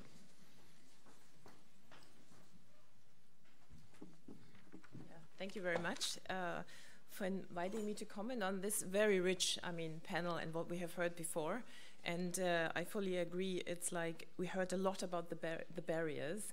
And I wanted to start from there because we heard there's cultural barriers, there's political barriers. We heard it all, and I think we know it all. And then we always hear there's no exclusion, and we're sitting here, but the figures are not really talking towards the cause.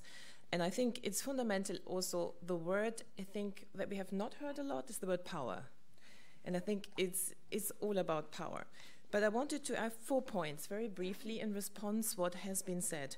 And the first is, for me, another barrier, what I have observed in the last year since the global study came out, and then our research was quoted where we said, like, it's not just about representation, but also sort of influence. I see in the peace processes that we have currently, that's my point number one, really a confusion what we are talking about. When we talk about women inclusion, what do we mean? We mean women at the table in delegations? Do we mean women having influence? Are we meaning gender mainstreaming? Total confusion. And I think this has also to do as how we as community talk and communicate to those we want to convince, if we are not even clear what we're talking about. So, and I think it helps very much if we come up with a concrete distinction. First, are we talking about representation and equality? And we have heard a lot that the networks want to push for it.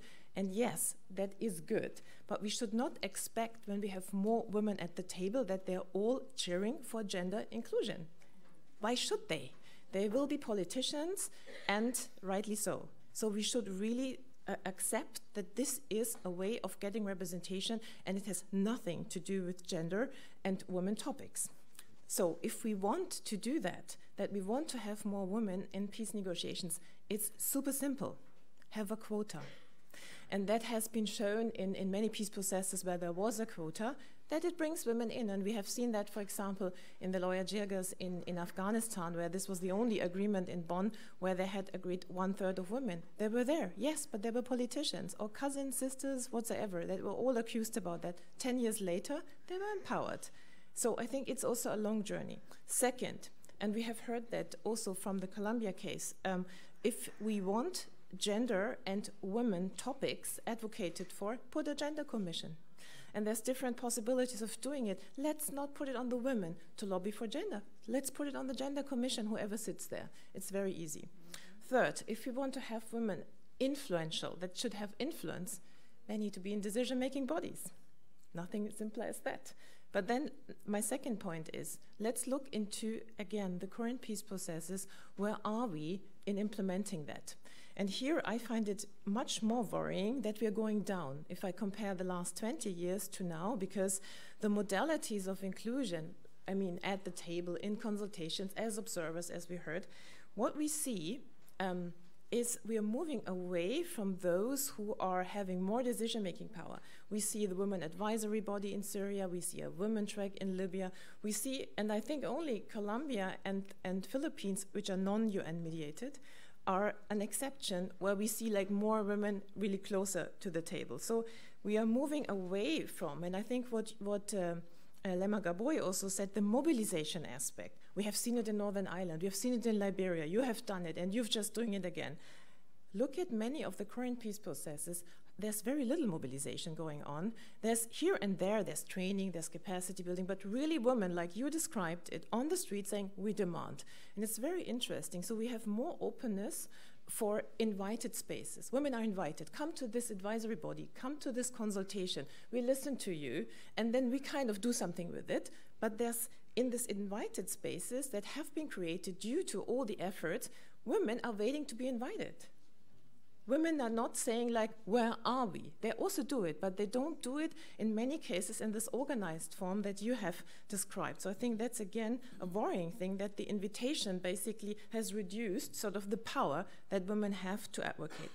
The last point I have is, and that relates to what Madame Menendez has said on where do we go in terms of inclusive society, and how do we take the resolution of sustaining peace serious, and what it exactly means, because we have a lot of buzzwords, women inclusion, sustaining peace, prevention, but what does it mean practically speaking? I think practically speaking it means that we have to start from the end. What is an inclusive society looking like, and who needs to be part of the decision making to get there in order to get it? And here also, I think, is another confusion, because inclusion is, of course, broader than women. What is this inclusion in every single country? Who's included in Liberia? Who's included in Yemen? This is a broad base of, and I think here the pathway to peace study of the World Bank and the UN system is a very important document that says, the World Bank saying, political exclusion is more of a problem in terms of violence than economic exclusion. So that means who is politically excluded is of course not automatically has to be included in everything, but what does it mean to address really factors of exclusion systematically and then see. So the last point on this one is we contributed a big study on violence prevention and inclusion to the pathway to peace study, and just one of the findings, which I think is really important to all of us, is that when there is, and I think what you described from Liberia and the election is really pertinent, when there is the danger of violence, or there is already startup of violence, in all those countries, and we looked at 180 such prevention attempts, in all those countries where you had immediately transferred the grievance from the street to a multi-stakeholder negotiation, violence went drastically down. In those cases where you had massive armed conflict and an elite deal, the elite deal had a really positive influence on violence reduction in a very short time window, but it couldn't, it's really severe, exclusion. And this basically effect of the elite deal only in most of the cases was very short term if it was not followed by broader based sort of societal negotiations. And then if they were not transferred into inclusive governance structures, we again had the spiral of violence. So we see that the inclusion has to really start, but has to be really systematic, seen as we want to reach to inclusive society. And that means what you also said, there needs to be, and I think you said it also, Madam Hazer, that a completely different understanding of how we do peacemaking. It's not just business, because what we see at the moment, it's business as usual with a little bit of add-on. little bit of women here, little bit of minorities here. Oh, youth, we forgot the youth. Youth, yeah. So, what's the format, please? They call us, can you tell us how they should be included? But it's not a fundamental change in thinking. Where do we get to? And what does it mean to get an inclusive society here, now, today, in this particular context, what it means, what do we have to lobby for politically? And I see the networks also need to not just do capacity building. All the feedbacks we get from women groups is like, yes, we might need some capacity, but we need access and political lobbying. And in this room, when I look, I'm not so sure how much capacity building is actually needed. So is it not the political access and the lobbying that needs to go in parallel to systematic strategies for really having a different way of peacemaking? Thank you.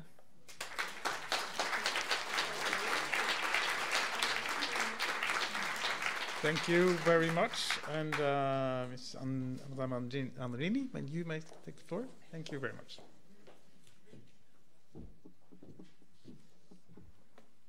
Good morning. The negotiations leading to peace are never simple. They're wrapped in history and identity, and the struggle for power and the quest for justice, and personal loss, grief, fear, and uncertainty. In contemporary civil wars and internal conflicts, where violence reaches into homes and villages, sometimes pitting neighbors against each other, peace cannot just be imposed from above. The burden of peacemaking and peace building must be shared by all members of society. Yet from Dayton to Rambouillet, Arusha to Colombia, it's predominantly male leaders of the fighting parties who are negotiating the end of war and laying the foundations for peace. The process of reconstructing a society emerging from war requires the equal contributions of men and women, ensuring women's participation in such negotiation enhances the legitimacy of the process by making it more democratic and responsive to the priorities of all sectors. And it's a wide spectrum of issues covered under the agenda: power sharing, economic reconstruction, demobilization, reintegration of soldiers, legislation on human rights, access to land, education and health, the status of displaced people, and empowerment of civil society. The issues have long effects on the lives of every man and woman, not least because the civilian population is largely responsible for translating the agreement into concrete initiatives for reconstruction long after the ink has dried on the accords themselves. And whether they're invited or not to the peace table, women in war zones around the world are mobilizing to assert their rights to participating in the process that bears consequences affecting all aspects of their lives. For them, the peace table is a forum not only for negotiating the end of war, but also laying the foundations of a new society, guided by the principles of social justice, human rights, and equality. Women are making it clear that they will no longer shoulder the responsibility of supporting their families and communities, serving at the front lines of anti-war movements, or fighting along male combatants without equal opportunity to voice their ideas in official peace negotiations. Ladies and gentlemen, I wrote this 18 years ago. 18 years ago. It was the publication that Nolene Hazer handed to Ambassador Chowdhury on the eve of March 8th, before we went into the Security Council, to get the first statement from the Security Council that led us to 1325. I didn't have children then. Now I have children who are 17 and a half. They know how to do linear algebra and they're about to go to college. And yet this, what I read to you, could have been written today. We could have published it today. It's still relevant. And that's really sad. Okay, 18 years. We didn't have these phones 18 years ago. We didn't have Facebook 18 years ago. I mean, just think about it, right?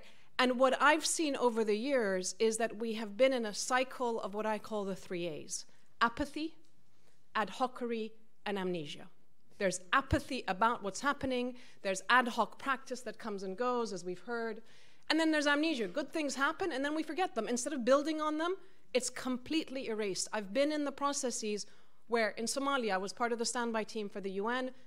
Somali women in 1999 had the 6th clan. They had a third of female participation. They were signatories to the peace agreement. Fast forward to 2012, and the entire international community presence in Kenya at the time when I went in said to me, oh, no, Somali women, that's a conservative society. They can't be at the table. Okay, it is nonsense. We have to unveil the nonsense that surrounds this work. I used to be in total awe of this world of mediation, thinking, oh my God, you know, they're such experts and they know. it's Wizard of Oz. It really isn't that complicated. And in fact, when I look around the room and I see Stella Sabiti and I see various women in the room who have been at the front lines of this work, we know it's not that complicated, right? It is about power, as Tanya was saying. It is about a handful of jobs. How many envoy positions are there right now? 20, 30, 50? Are we actually saying we can't find 25 women in the world who could, who'd be half of those envoys? Right? The numbers we're asking for are not that much. This is about power. It's about a lot of backpatting that goes on. It's a lot, favors that we give. It's actually not necessarily about the on-the-ground experiences, as opposed to, we need the high level, we need the on-the-ground, we need the entire team of mediation processes to have the diversity of expertise, the diversity of ethnic and religious and gender and all the backgrounds that we have, because each of us brings something special to the table. When I've been in the situations I've been in, people don't even notice I walk into the room. I'm kind of small. I'm kind of just ineffective. But that means that I can talk to men and I disarm them in a different way, right? How many of us have felt that we use our power in a different way to get to the point about peace? Right, so we have it's not about capacity. We have the capacity, and if you want more capacity, my organization, and I'll be sharing with you the Better Peace tool and all the work that we're doing. We can give all the information and all that kind of thing. It's not just about capacity. It is about power, and it's not about waiting so that we build and we have a vision of networking. Today, in Yemen, in Syria, in South Sudan, in Afghanistan, the process is going to start again with Afghanistan. Where are the women? The Yemeni women have just written a letter to the UN, to the entire UN system, saying, we're absent yet again. And the sad thing for me is that when I started this work in the 1990s, we used to say, in World War I, 10% of the people who were casualties of war were civilians. In World War II, it was 50% were civilians. In the 1990s, it was 90% civilians and 10% soldiers. Today, 30% of casualties are children. This is on our watch. And I don't want us as women to be defensive about, do we have the capacity and do we know? No, we have to be on the offense because, frankly, what's happening is inexcusable. It's not good enough. We can do better than this. And that's really my one message, that the good news is that there's a lot of room for improvement. A lot of room. Right? If we were doing the very best and we were getting this stuff, it would be a problem. But there's a huge amount of room for improvement. And we do need to do things differently. And we know how to do them differently. We just need to have the access. And what I would say in terms of the idea of a global network and so forth are maybe just a couple of thoughts. One is, let's be careful about how global we are. It is important that we are as global as possible. At the moment, Turkey, Iran, Russia, Syria, Iraq, Yemen, Libya, these countries are not as well represented in the room as they should be, and they are really critical places. So we need to figure out how we bring them in. Capacity, in terms of capacity building, as I said, we can offer you all the seminars and so forth that you want, but I would say on-the-job training is the best approach, right? As I said, are we going to stand by and speak up and amplify what the Yemeni women are asking us today? I can share with you the letters. It's in 55 languages, and it's been sent to the UN. Are we going to stand and speak out collectively for Afghan women today, or for the women of Syria? If we're going to be women global mediators as a network, we need to be reaching out and listening to what the women on the ground are asking for us today. They're not waiting for us to have networks and visions and so forth. We really need to be on the job and acting as urgently as possible. And then finally, a lot, when we started this agenda on women, peace and security, it was about bringing women who have a peace agenda, peace and rights agenda to the table. They were the ones who were missing, right? It became distilled into women.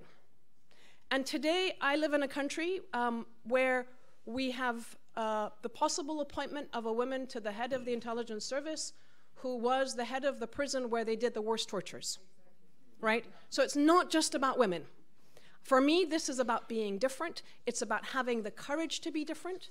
And I would end with this, that I would like us in the next year to move from the AAA of apathy, ad hocery, and amnesia to the triple C of care, caring what's going on, being committed to taking it forward and listening and being there and taking action and really having the courage to do it differently.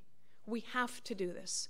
And if we don't do it, I'm not sure what our legacy is for our kids. And I tell you, my 17-year-olds are out there on the gun marches. So they're doing, the teenagers are doing it. We need to be there for them as much as we can. Thank you very much.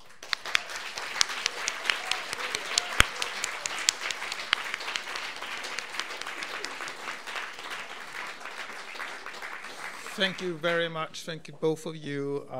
And thank you for the AAAs and the triple Cs. I think they're really important in time to come. We have about 15 minutes left of this meeting, and I would like to open the floor for any comments or questions, and then we'll take a number of them and give the panel an opportunity to respond to them towards the very end. And I think we have 2 people here with microphones. Raise your hand. Please state your name and institution if that is relevant, and make yourself visible to our friends here.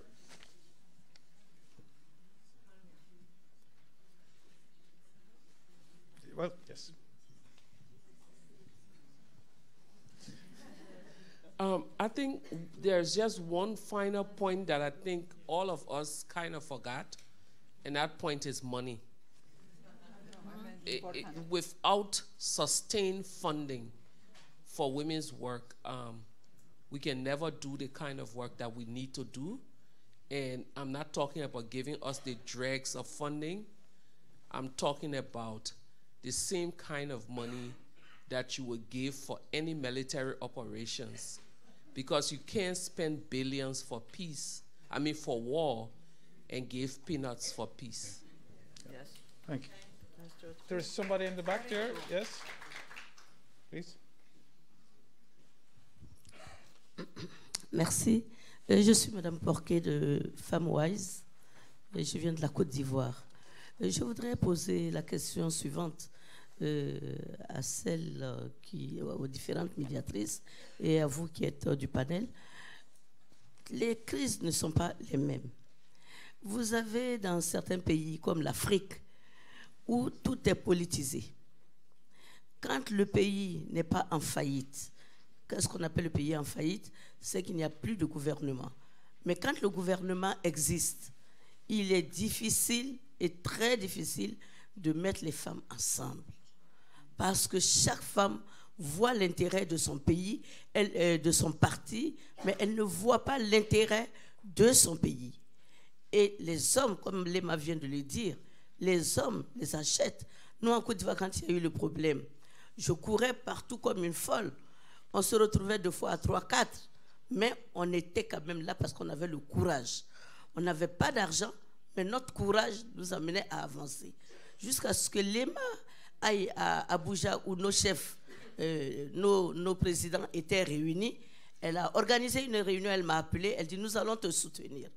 Et toutes les femmes d'Afrique de l'Ouest se sont retrouvées à Abuja et nous nous sommes impliqués, nous avons forcé les portes pour entrer dans la conférence des chefs d'État.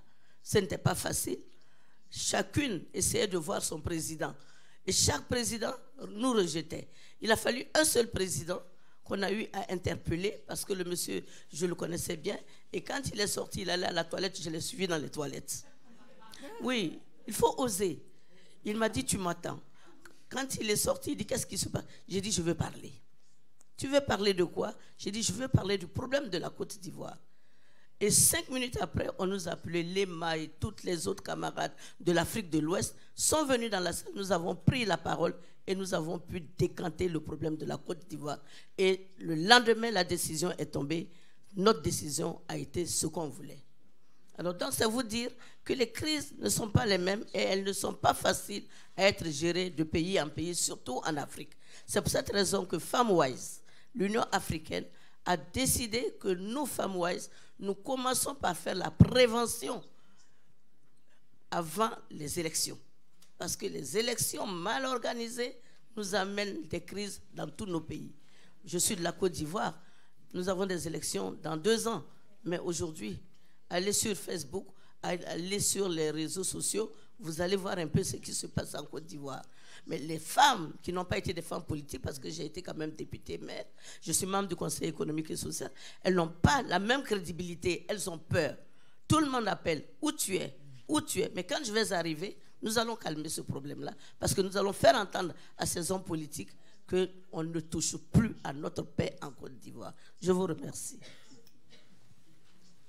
Thank you. Please.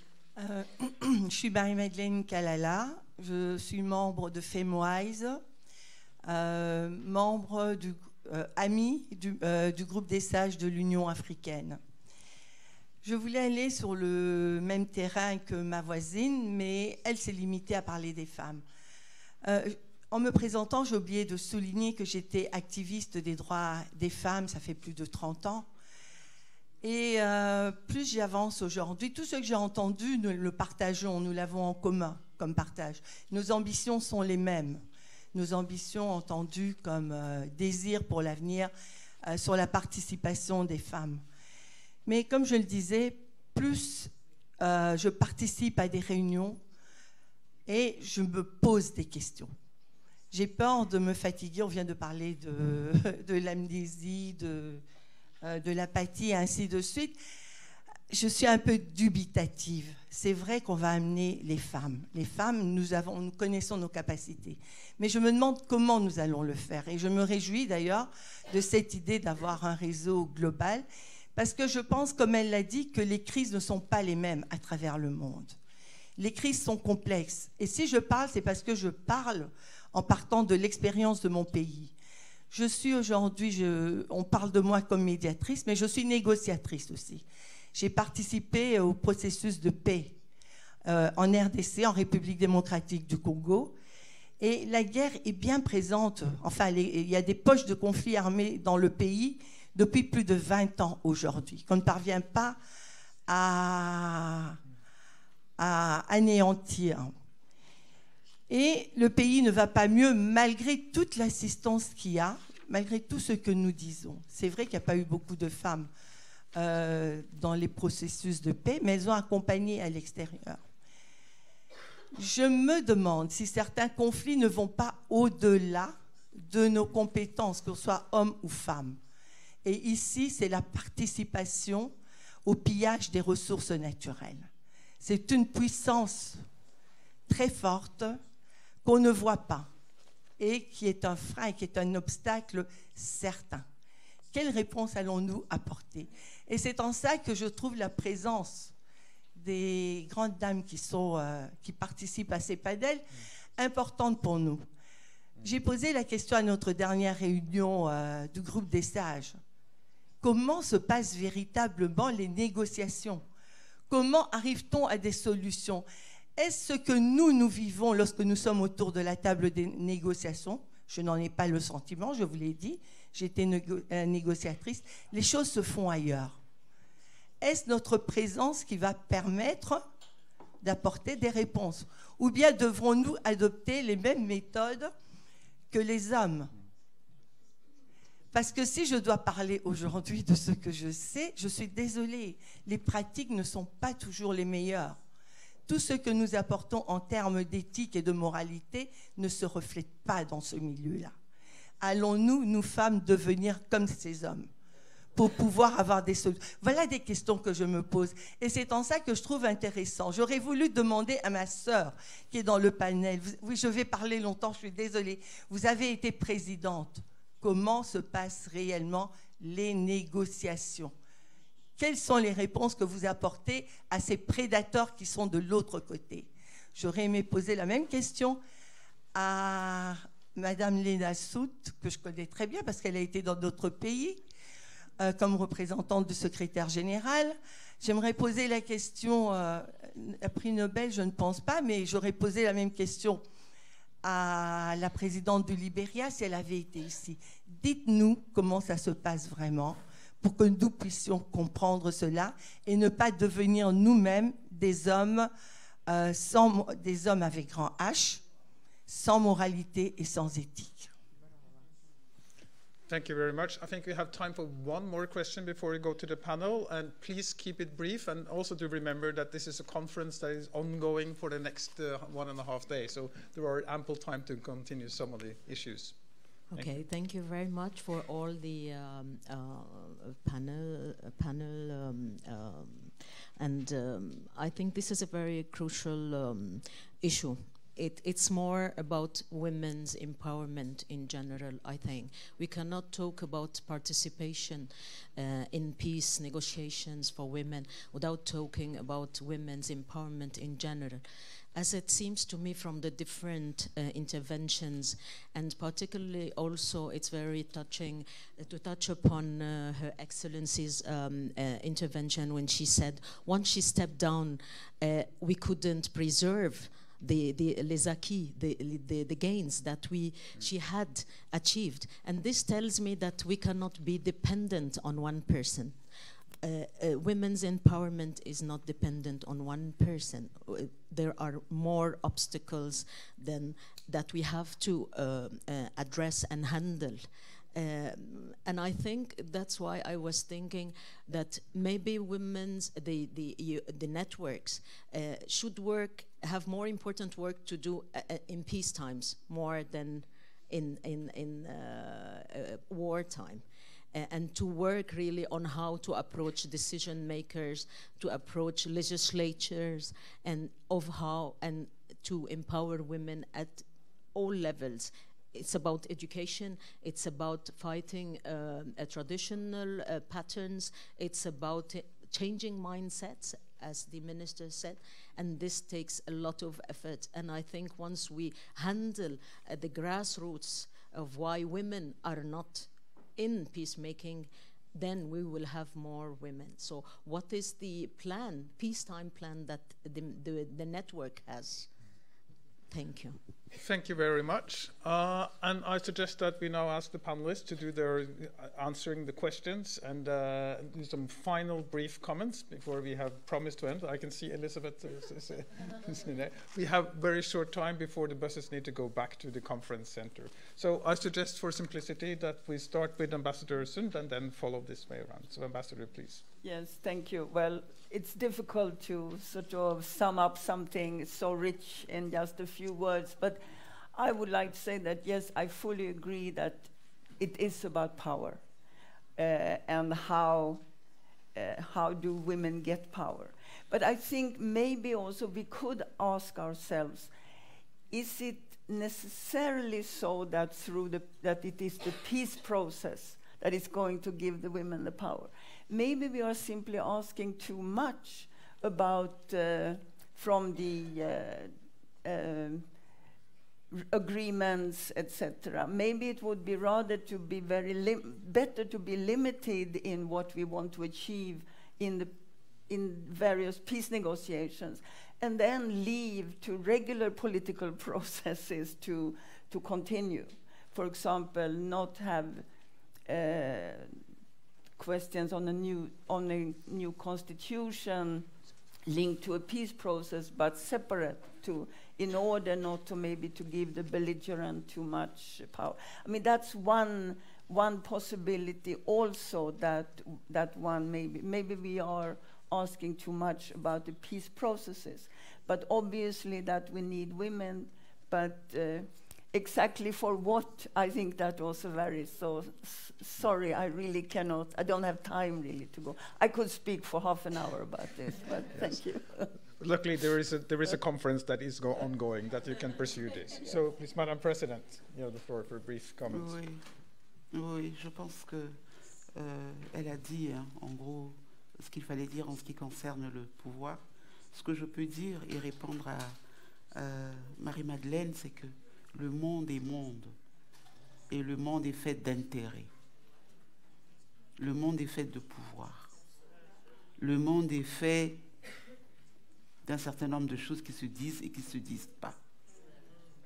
Et donc, même les hommes, face à ça, n'arrivent pas à résoudre certains problèmes.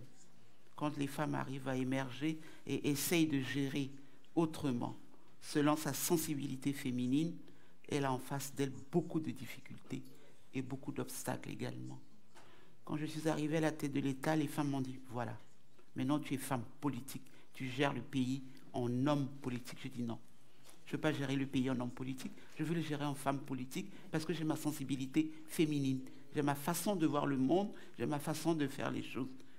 D'accord, c'était un idéal, mais sur le terrain, ce n'est pas facile. C'est tout ce que je peux vous dire. Thank you, Madam President, and Madam Undersecretary General, please. Thank you very much. Well, as you said very well, we are going to have 2 days of conversation precisely to try to answer the questions. So I'm not trying to pretend that I have the answers to all the questions, but I would say 3 things. The first one is that, as I said before, and I reiterate, this is a process that is very long, and it starts before the crisis, when the crises are out, when you solve the crisis, and when you sustain the crisis, and in all of them, we need women.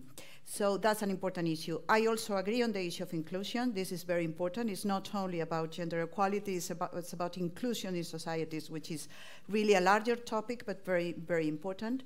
Thirdly, on the issue of power, I think that indeed this is a question of power, that women need to be empowered. I would say almost on a personal capacity here that an important issue is that we need also men. So we need feminist men to really come also to support this, because power, I'm not sure that you can take power, but I think you can share power. And so we need to convince men that it's good for them, even in economic terms, if we don't want to do the moral issue, which is also important, or the rights approach that is also important, to really support this. And I hope, really, and I think that this is going to be very important as a final thought, that indeed I think that these networks, beyond advocacy, beyond being a sort of publicity aspect, that really they are going to contribute to empowering us all, among other things, because we need this support and this reinforcement that is very important for all of us. Thank you very much. And Ambassador, final words from the panel, please. Thank you. Well, I think what has emerged from this debate, that, as you correctly said, is just meant to set the stage for the ongoing 2 days of works, is that we have to resist to one temptation. At least this is my takeaway, namely resist to the temptation of talking of everything and stick to the theme of this 2 days event. Otherwise, we won't just, have a very nice conversation on everything and saying that everything is about power and power and power and that we don't need capacity building. Sorry, I strongly disagree on that. Why? Because the word, as others have said more eloquently than me, through their own personal experience, the word is complex. Theory is something, the expert angle is something, the activist angle is something, the theoretical angle is another thing, but I'm sorry, the word is very complex. So what is our role here? What is the role or the vision that I have for Women Mediators Network?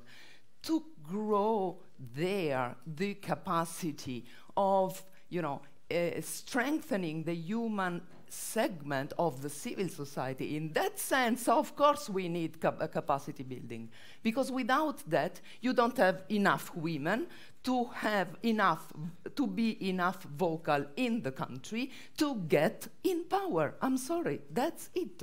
So maybe it's just a start, but I think it's a good start.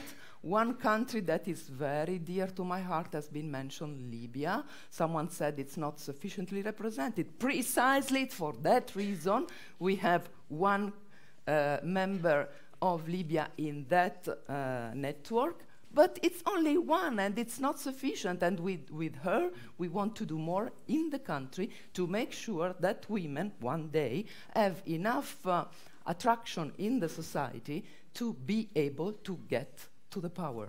It's a long story. Life is complex. Life is difficult. And we are here to continue this long pattern or path towards our common goals. But please avoid super simplifications and stick to the theme of this two-day gathering. That's my takeaway.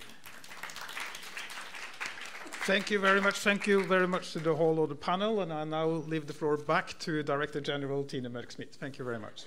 Thank you so much. Excellencies, ladies and gentlemen, this has been a thought-provoking and inspiring day. I would like to thank the distinguished speakers, our moderator, for really putting the agenda one step further. There's a sense of urgency in the room, and I hope that we will bring that out in the buses on your way out to Holmen to continue the discussions. I also hope that when the baby in the room grows up and are on his or her way to university, that Sanam's text is not longer, that this will seem unfashioned. So thank you so much. And please bring the headphones on the way out. That will make everybody very happy. Have a great day. Thank you.